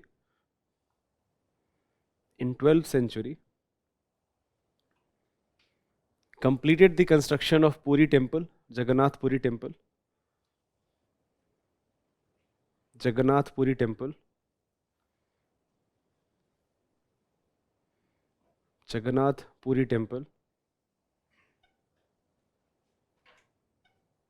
Narsimhadev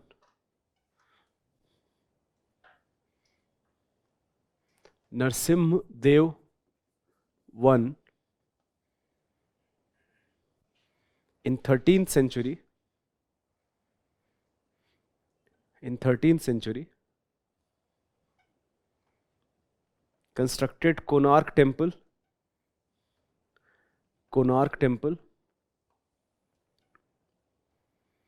which is a UNESCO World Heritage Site. Konark Sun Temple, आप लिख सकते हो Konark Sun Temple, which is a UNESCO World Heritage Site. UNESCO World Heritage Site, very famously called as Black Pagoda because of its construction at the top. The dynasty declined.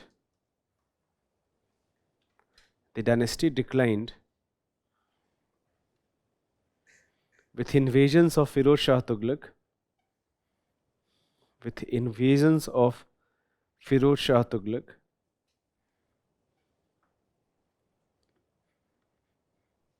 And was replaced by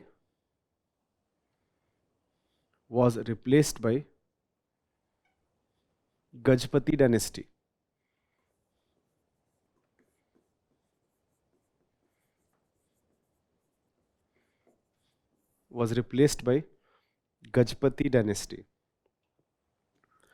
By the way, जो Gajpati dynasty है, that ruled Odisha up till 16th century when Mughals annexed it. Gajpati dynasty. Second is, give the heading, Kakatiya dynasty. Kakatiya dynasty.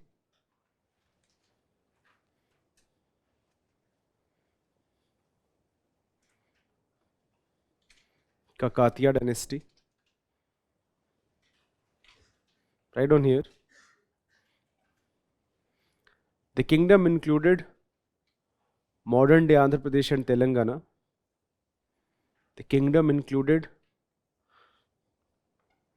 Modern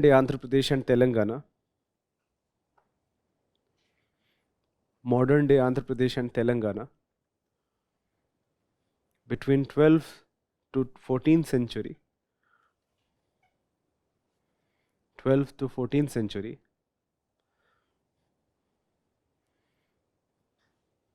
Their capital was Warangal.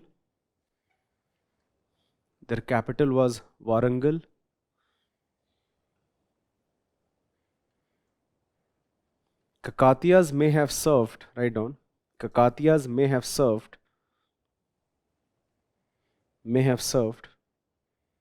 as feudatories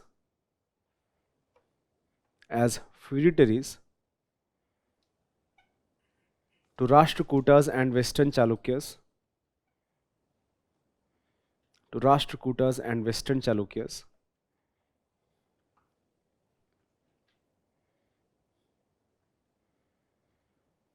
They assumed sovereignty under Pratap Rudra I.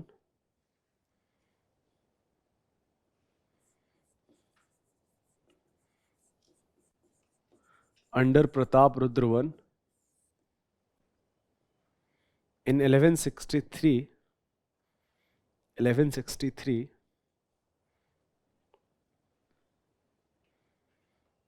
Write down, one of the great rulers was Ganpati Dev.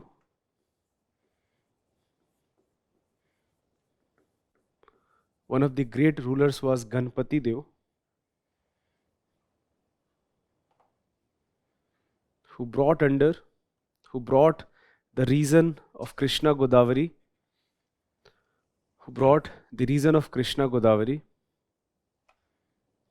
Under his banner.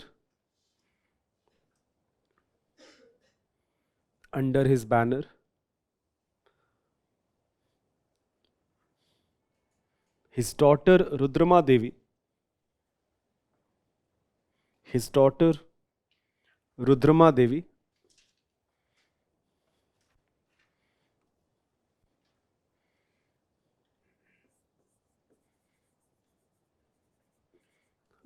Devi became the next ruler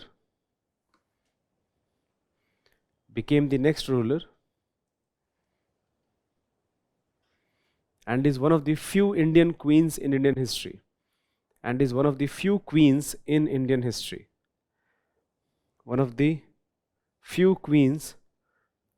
history.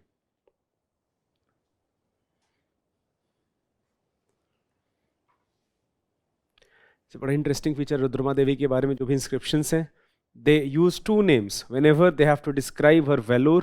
She was a great military commander also. Whenever they are describing her valor, they use the word Rudra for her. And whenever in general they have to describe her, they use Rudrama. So she has been represented as both having warrior like a feature of a male warrior, at the same time a great administrator as a female ruler. आप लिख सकते हो, her son Pratap Rudra became the next ruler. Her son Pratap Rudra became the next ruler.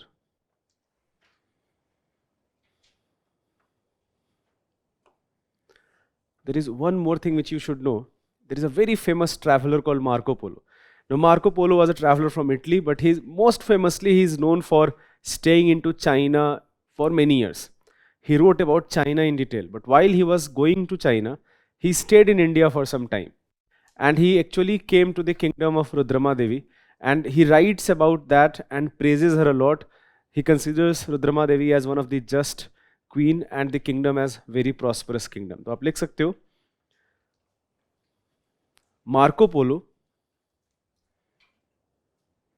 Marco Polo visited India. Marco Polo visited India during the reign of Rudrama Devi. During the reign of Rudrama Devi,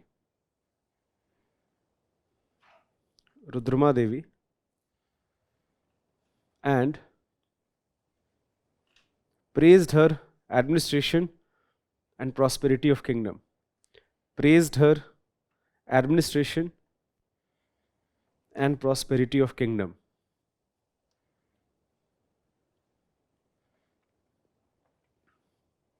The kingdom declined. The kingdom declined because of attacks by Malik Kafur. The kingdom declined because of attacks by Malik Kafur and later by Tughlaqs. The kingdom declined because of attacks by Malik Kafur and later by Tughlaq.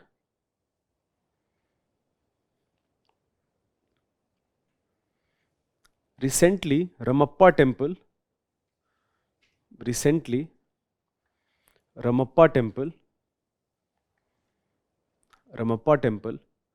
constructed during Rudradev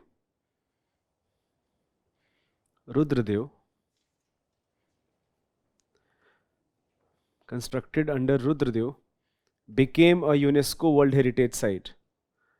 Became a UNESCO World Heritage Site.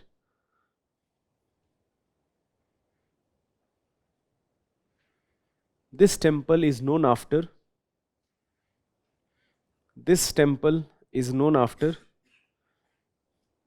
its chief sculptor Ramappa. This temple is known after its chief sculptor Ramappa.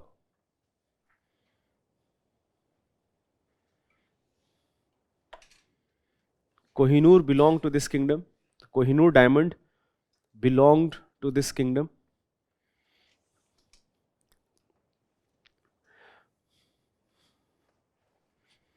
Kohinoor diamond belonged to this kingdom. Let me tell you a story about Kohinoor diamond. Kohinoor diamond is considered a cursed diamond. Why it is considered a cursed diamond? Because, for example, Malik Kafur looted. After that, Alauddin Khilji died of some disease. Malik Kafur was assassinated.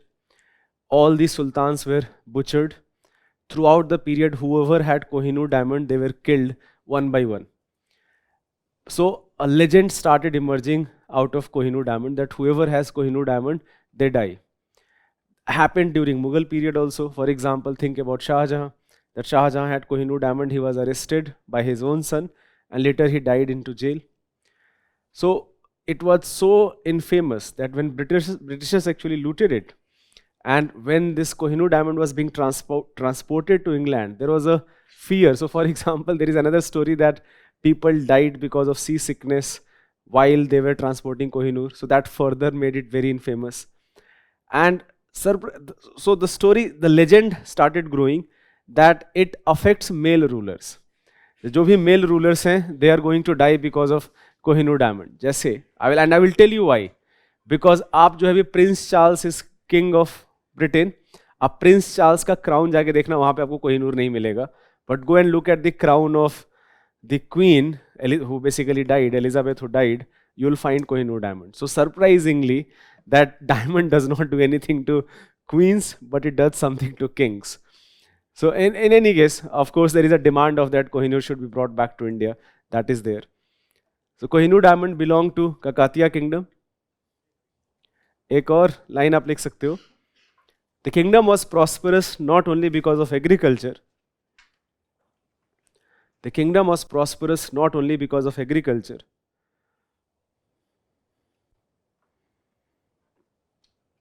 Agriculture, but also because of mining and metallurgy. Also because of mining and metallurgy.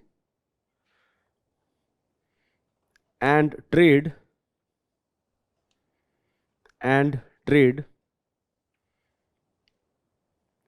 with the help of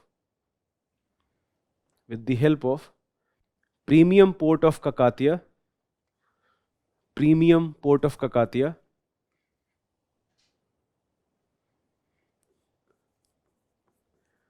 Motupalli, premium port of Kakatiya, Motupalli. तो ककातिया का एक जो बहुत important significance और है that all Telugu's people under one kingdom. So Telugu, it can be considered as first dedicated Telugu kingdom. इससे पहले जो भी kingdoms हैं, they are mostly either Kannada kingdoms or Tamil kingdoms. So Cholas are Tamil kingdom, Chalukyas are Kannada kingdom. So this became the first Telugu kingdom which had its own sovereignty. In that sense also, if you want to understand it in the significance of linguistics, then आप इस तरीके से आप समझ सकते हो. And next is Hoysalas of Dwar Samudra.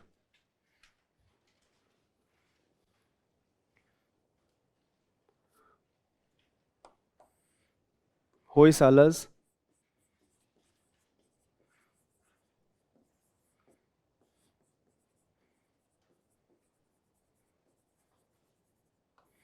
Dwar Samudra. Right on here. With decline of Western Chalukyas,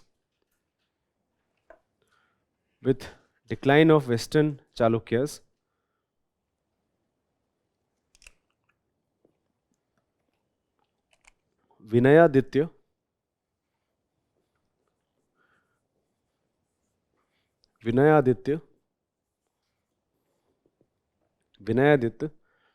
carved out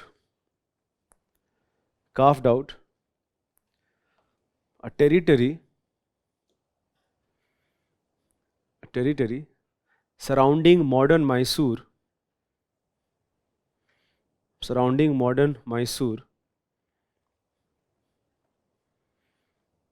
and ruled over it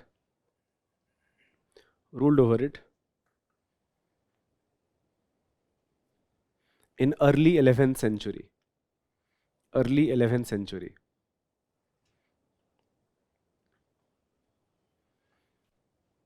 Some distinguished rulers were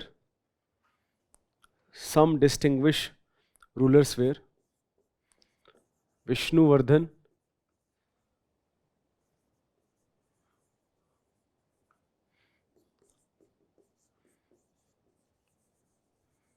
Veer Ballal,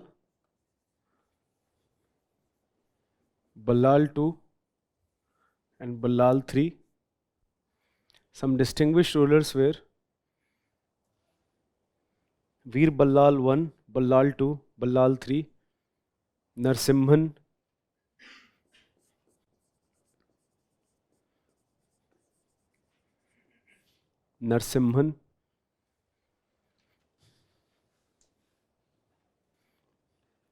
आप एक लाइन ऐड कर लेना, Ballal 3 was the last great ruler.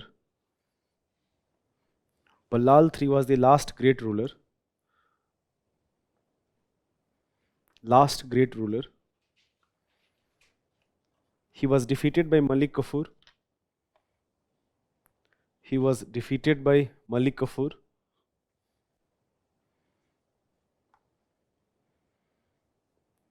Right down here. The decline of Kakatiyas and Hoysalas. The decline of Kakatiyas and Hoysalas led to emergence of Vijayanagar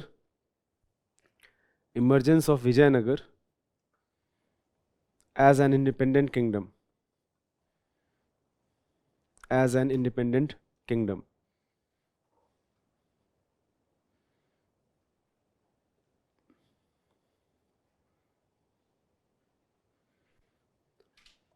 Led to emergence of Vijayanagar as an independent kingdom.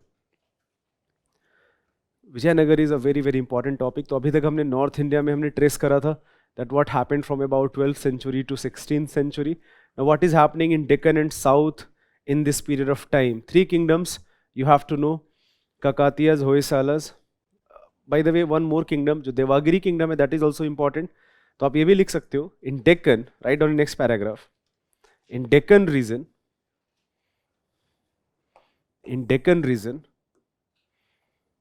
a dynasty called Yadwa dynasty.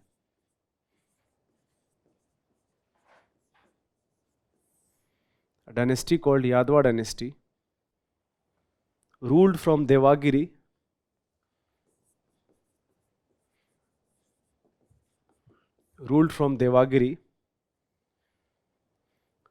which was later renamed to Daulatabad by Muhammad bin Tughlaq. तो name change करना आज का trend नहीं है, पुराना trend है. which was later renamed to Daulatabad. By the way, जो यादवास हैं, they claimed their descent from Lord Krishna himself. Right, so write down some important rulers were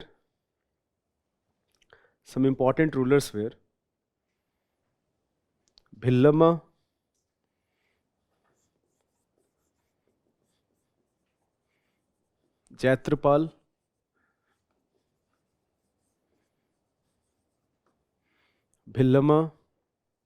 Jaitrapal, Krishna,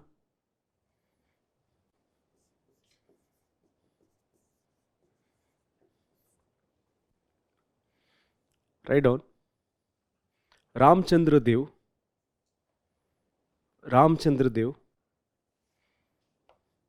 was the last important ruler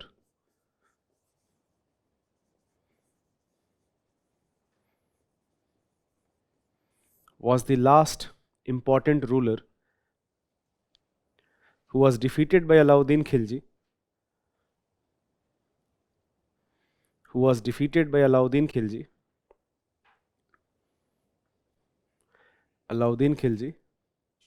His daughter Jhatyapalli was married to him. Alauddin Khilji.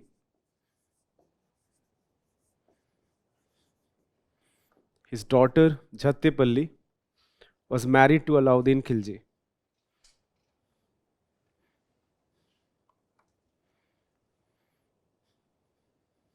Last class I told you that how Malik Kafur instituted a minor son of Alauddin Khilji on the throne.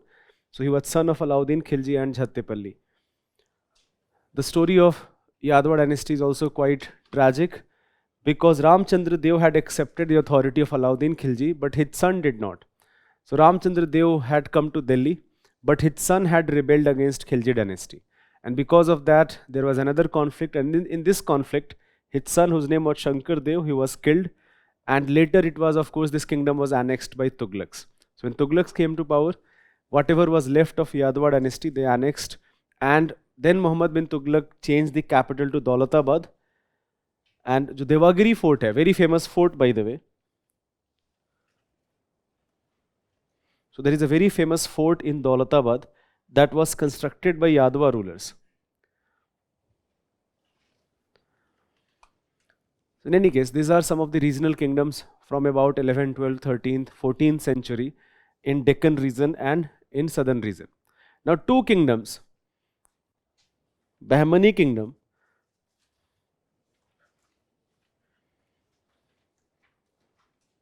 So first, let's talk about Vijayanagar. That is Vijayanagar kingdom, its history, how it emerged, what happened to this kingdom. So Vijayanagar kingdom emerged because again I told you that Hoysalas, Kakatiyas, all of them have declined. Vijayanagar kingdom was set up by two brothers. Their name were Harihar Rai and Buka Rai. Now Harihar Rai and Buka Rai, they may have been feudatories of either Kakatiyas or Hoysalas. इसको लेके debate है. Some historians think that they were chiefs under Kakatiyas. Some think that they were chief under Hoysalas. But they were Kannada speaking people. They spoke Kannada. Their mother tongue was Kannada. It was not Telugu. So that is why some people think that they may have been under Hoysalas. But at the same time, Kakatiyas को लेके ज़्यादा historians को लगता है कि they were under Kakatiyas. But in any case, these two kingdoms had declined. By the way, Pandyas were also defeated. A sultanate was established in Madurai. Initially, that sultanate accepted the authority of Delhi, but later it declared its independence. That Madurai became a sultanate. Now, Harihar and Buka Rai, they were also defeated by army of Muhammad bin Tughlaq. And Harihar and Buka, their son name, their father was Sangam. Sangam was arrested and he was imprisoned into Delhi. So the story goes something like this, although this can be debatable, some historians do not agree with this part of the story, that they came to Delhi to rescue their father, but Tughlaq asked them to convert. They did comply, but when they went back with the help of a saint called Vidyaranya, they reconverted back to Hinduism and set up an independent kingdom behind mountain near Tungabhadra river with Vijayanagar as the capital. They called this capital Vijayanagar. Why behind mountain? So that it can be easily fortified. It worked as a natural fort. And at the same time, they could easily see from the top that there is any type of Turkish invading army and they can prepare for the battle. So Harihar and Buka set up their own independent kingdom at Vijayanagar. By the way, Vijayanagar का जो भी remnant है वो Hampi है in Karnataka. You already have a power vacuum here. You have Kakatiyas are on the decline, almost gone, Hoysalas almost gone. So that power vacuum was filled by Harihar Rai.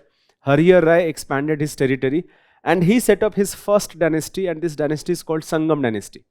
The reason it is called Sangam dynasty because of their father. When Harihar Rai died, he did not have any immediate successor.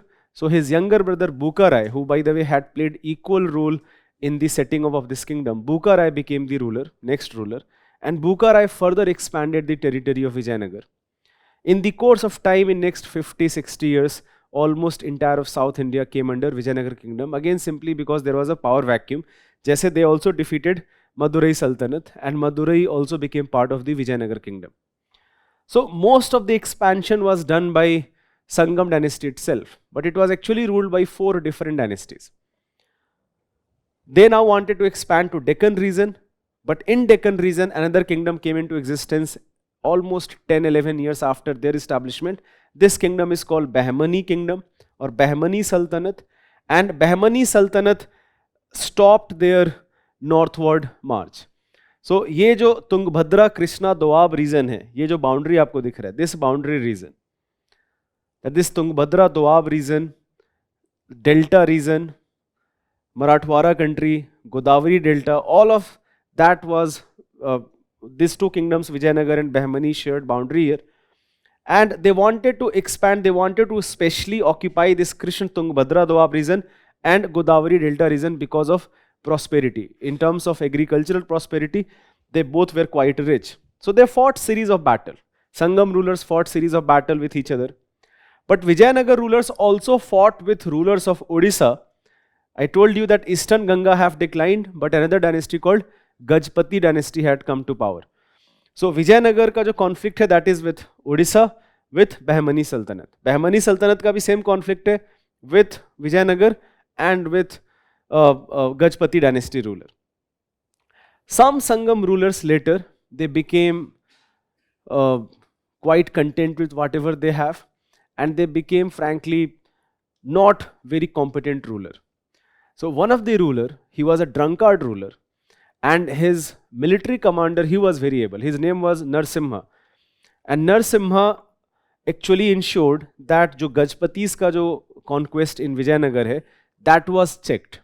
So when the ruler died, Narsimha now decided that no longer he is going to allow any Sangam rulers to come to the throne, and he set up his own independent dynasty, and that dynasty is called Salluva dynasty. So his full name was Salluva Narsimha. So first dynasty, Sangam dynasty, that ruled for the longest period, but the second dynasty, which was set up by military commander called Salluva Narsimha. Now even though Salluva Narsimha had usurped the throne, but he had lot of authority because of his military achievements. So people did not rebel against him as such. Overall, and he in fact played a very important role in that many territories which were lost to either Bahmanis or which were lost to either Gajpatis, they were recaptured by him. But while he was on the battle, he left his sons, who were by the way minor at this point of time, to another of his trusted friend. His name was Narsa Nayaka. But Narsa Nayaka, even though was faithful to Salluva Narsimha, Narsa Nayaka's son was not. So Narsa Nayaka's son killed the sons of Salluva Narsimha, and he set up his own independent dynasty. But this dynasty was not liked by people. First, because Salluva Narsimha was a very respected person, and this was a mass. Two minor sons were killed, and then this dynasty, the third dynasty which ruled, that is called Tulluva dynasty. Now Tulluva dynasty का जो शुरू का phase है वो काफी problematic है. So Tulluva dynasty के जो second ruler हैं, he is Sri Krishna Deva Rai. Sri Krishna Deva Rai, when he became ruler, he faced lot of rebellion, but he was a very able administrator. He was a great scholar himself. First, he crushed all the internal rebellion. He organized his army, and now he led a campaign to Bahmani Sultanate. And he was not able to just defeat them, occupied lot of their territory, but he in fact persuaded them till Gulbarg, which was their capital. And he was now planning that let's defeat them comprehensively. He was organizing an army, and that is happening around 1529. By the way, Babur has entered into India. So Sri Krishna Deva Rai and Babur, in a way, they were contemporary to each other at one point of time. So he was now thinking that a full-fledged army, a proper attack to Bahmani, that is going to happen. But because of some disease, he died. He was in his late 50s, not later, early 50s. His son was a minor at this point of time. So he did not immediately become the ruler. The actual rule went to one of his commander. His name was Rama Rai, and he was also son-in-law of Sri Krishna Deva Rai. Now Rama Rai belonged to a dynasty called Adavidu dynasty. Now Rama Rai was a very shrewd person. First of all, he consolidated his position. He did not allow the successor of Krishna Deva Rai to become the ruler. And Rama Rai also became a person who became a sycophant, who became जो चाचा भतीजावाद जो हम बोलते हैं जिसको. So basically अभी तक क्या था विजयनगर के एडमिनिस्ट्रेशन में, Vijayanagar was by the way very prosperous kingdom, but it believed a lot in meritocracy. But जो Rama Rai है, he lot of his own people he trusted, his own family member, they were given important position. But nonetheless, he was a great strategic tactician. At this point of time, जो Bahmani Empire है, that was disintegrated, and 5 new principalities had emerged out of Bahmani. Rama Rai thought that he can play all the Deccan sultans against each other, and he was actually successful in doing that for some time. That he was at one point of time was allying with Bijapur, attacking Golconda, allying with Golconda, attacking Ahmednagar, right? So he kept doing that for quite some time. जो विजयनगर और Bahmanis का जो conflict है, इसमें apart from army, they had a tradition that they used to kill normal populace also. So at one point of time, there was a treaty between them that whenever we are fighting, let's leave the people, let's not kill the people. Now in one of the campaign where Ahmednagar के साथ allied करके, Rama Rai had allied with Ahmednagar and was attacking Bijapur. While returning back, his army did lot of massacre of normal people to their allied people actually. And while it was returning back, now it was very clear for all the Deccan Sultan that despite all of our conflict with each other, we do have a common enemy. And this, because of that, all 3 of them at one last point of time, they again had their army together, and now they attacked Vijayanagar in a battle, very famous battle called Battle of Talikota, It happened in 1565. And in this battle, Rama Rai was captured, beheaded, his army was massacred. Whatever was left, people fled to Vijayanagar. When people went to Vijayanagar, nobody actually realized, nobody thought that it is even possible that an army can come up to Vijayanagar. So there was a disbelief in the city. The army persuaded this army, the army of Deccan Sultans, they kept following them. They stayed outside the city for 2-3 days. So Rama Rai has died, but Rama Rai brother, he kept lot of gold, lot of treasury, whatever he could accumulate, and fled from the city. The fortification of the city that was destroyed by the army of Bahmanis, and next 5, 6, 7 days, a proper massacre happened. Lakhs of Hindus were massacred in matter of like 6, 7 days. So many people were killed in this battle. And Vijayanagar का जो है एक तरीके से 1565 was the decline. But nonetheless, जो Rama Rai का brother है, he set up his own dynasty called Aravidu dynasty. But Aravidu dynasty is actually, it was set up in the decline phase of Vijayanagar. The dynasty ruled in the name of Vijayanagar for about 100 years, and by 1650 the dynasty came to an end. But overall, they were not very powerful. जो Aravidus हैं, they were not very powerful. The actual power lied with many local chiefs, and that led to establishment of many small independent kingdoms into southern India. जैसे जो सबसे powerful है वो आपका मैसूर है. That Mysore became the most powerful kingdom. Another was Vellore, another was Madurai. All of these regions became independent kingdom. And Mysore, why I am specially mentioning it? Because I am very sure modern history में आपने टिप्पू सुल्तान हैदर अली के बारे में पढ़ा होगा, right? तो जो मैसूर है, it goes back to Hoysalas, that Hoysalas initially had carved out a territory around Mysore. It was a very important city in time of Vijayanagar Empire, and after the decline, again it emerged as a very powerful kingdom. So nonetheless, the political history of Vijayanagar hai, a period of prosperity of about few hundred years, but then a sudden end also, a violent end in fact in 1565, and that led to the decline of kingdom. And even though the kingdom continued till 1650, but that was only on the piece of paper. The mighty glory of Vijayanagar Empire, that had come to an end. So it was a glorious empire in the sense that many foreign travelers had come to Vijayanagar. They stayed in India for quite some time, wrote in detail about the condition, about market, prosperity, people, festivals, and all of them write about Vijayanagar in flattering terms. So give this heading, Vijayanagar Empire, and first thing first, let's learn about sources. What are the important sources? Vijayanagar Empire.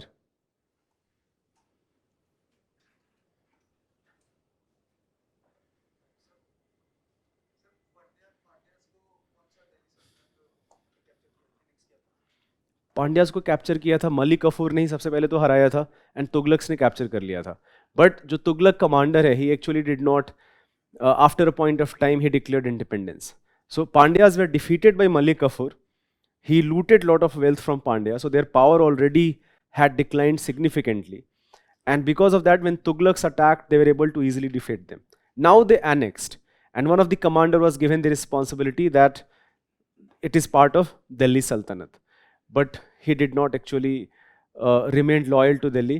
He declared his own independence, and that led to establishment of Madurai Sultanate.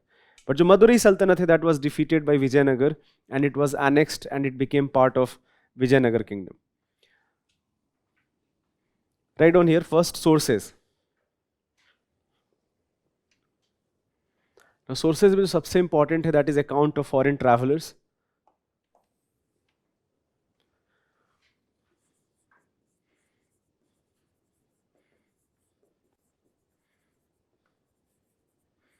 Account of foreign travelers. So first is Ibn Battuta. Only writes about Harihar, because Harihar was contemporary to Muhammad bin Tughlaq.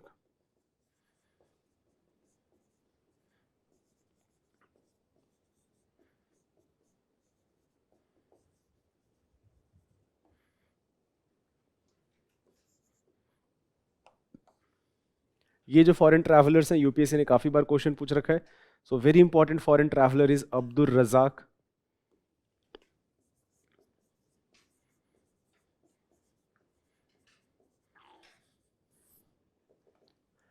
Abdur Razak was an ambassador, write down. He was ambassador. He was ambassador of Shah Rukh,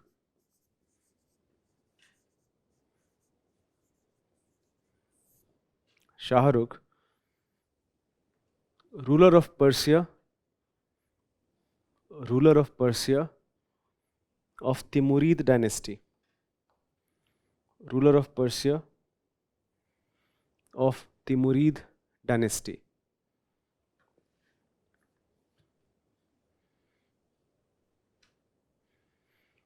He visited the court of Devarai II. He visited the court of Devarai II. Devarai II is considered to be the most powerful ruler of Sangam dynasty, the very first dynasty which ruled. Devarai II. And a chapter in his book,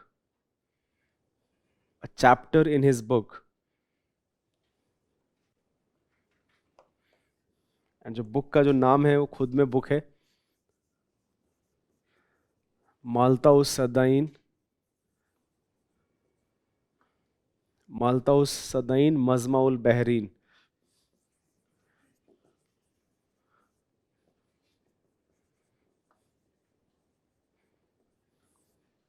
A chapter in his book, Maltaus Sadain Mazmaul Bahrain. You can write down the translation. The rise of two auspicious constellations. The rise of two auspicious constellations. Two auspicious constellations and the confluence of two oceans. And the confluence of two oceans.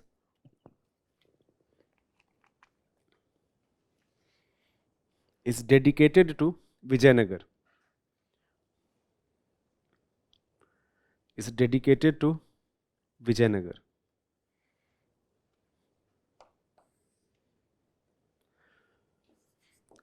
Another very famous traveler,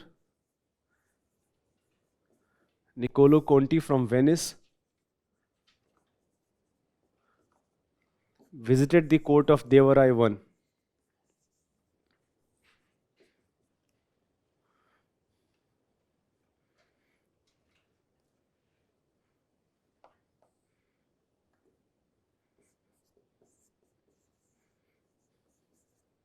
Duarte Barbosa,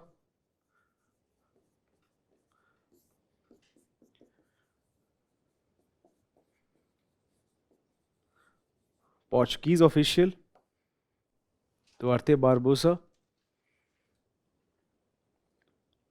during Narsimha Rai II.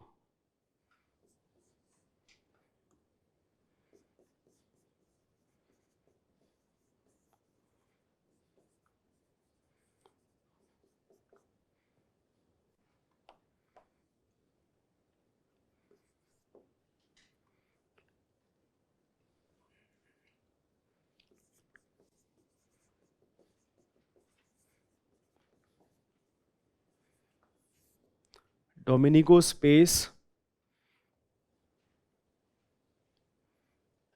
he was also from Portugal. Now, he visited during reign of Sri Krishna Deva Rai.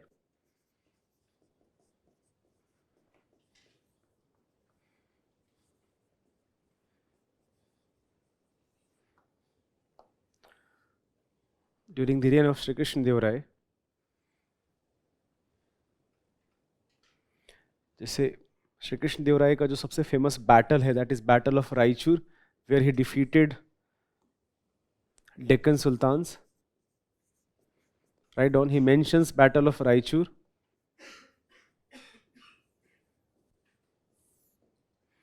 He mentions Battle of Raichur.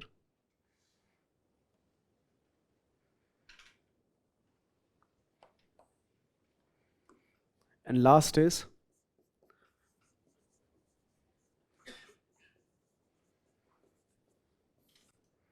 Fernão Nunes.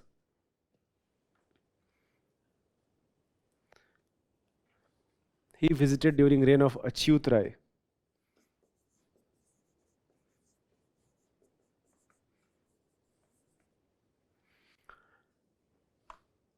Nunes was recently in news because एक मैसूर में हर साल festival होता है नवरात्र के time पे, which is called Dasara festival.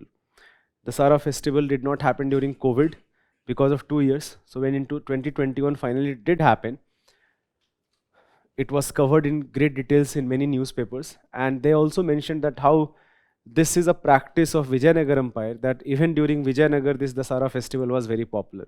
तो आप एक लाइन लिख सकते हो, he provides an eyewitness account. He provides an eyewitness account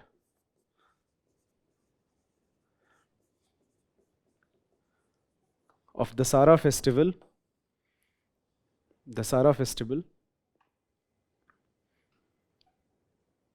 in Vijayanagar. In Vijayanagar.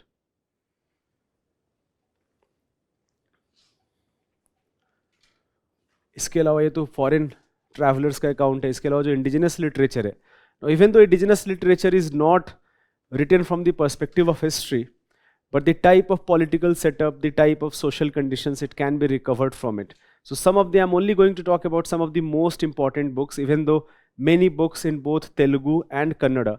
जैसे श्री कृष्ण देव राय, he was a great patron of Telugu literature.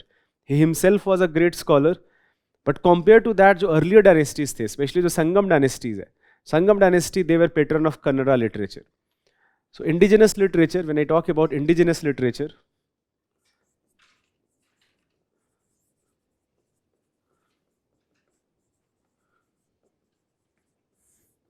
so in indigenous literature, there is a very famous book called Muduru Vijayam. This was written by a female author, Ganga Devi.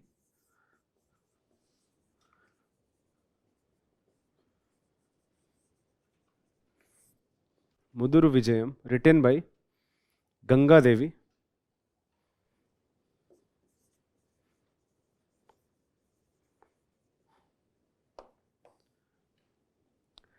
So one of the most important plot of this book is Buka's conquest in Madurai. I told you that Madurai was defeated by Bukarai, and Buka's conquest in Madurai comes from this book. Next is a book called Manu Charitam,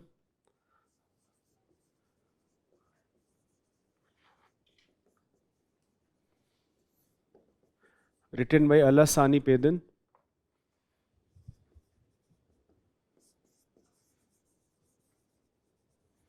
Alasani Pedan is considered the greatest Telugu poet.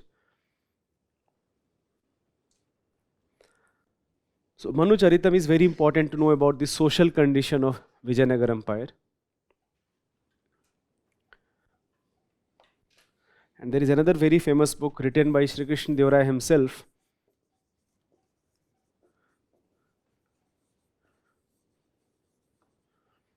Amukt Malyada.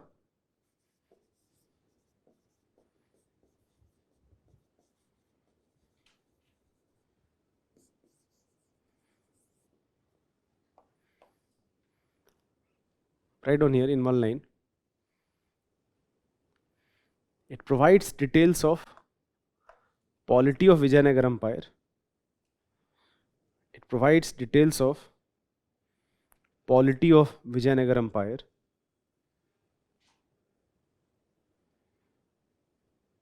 The main plot is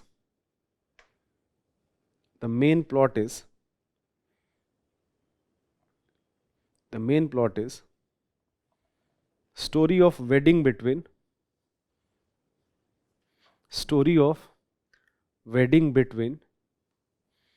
Lord Ranganayak, an avatar of Vishnu,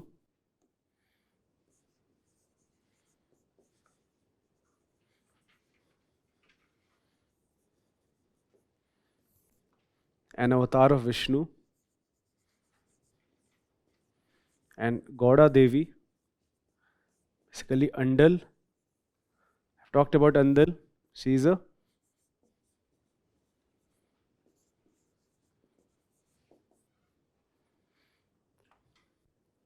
the main plot is wedding between Lord Ranganayak and Andal. So Sri Krishna Deva Raya himself was a great scholar. By the way, this question was actually asked by UPSC. Just in one line, again 12.5 marks, that Sri Krishna Deva Raya was not just a great scholar himself, but he was a great patron of learning and literature, and you had to just justify that in about 200 words.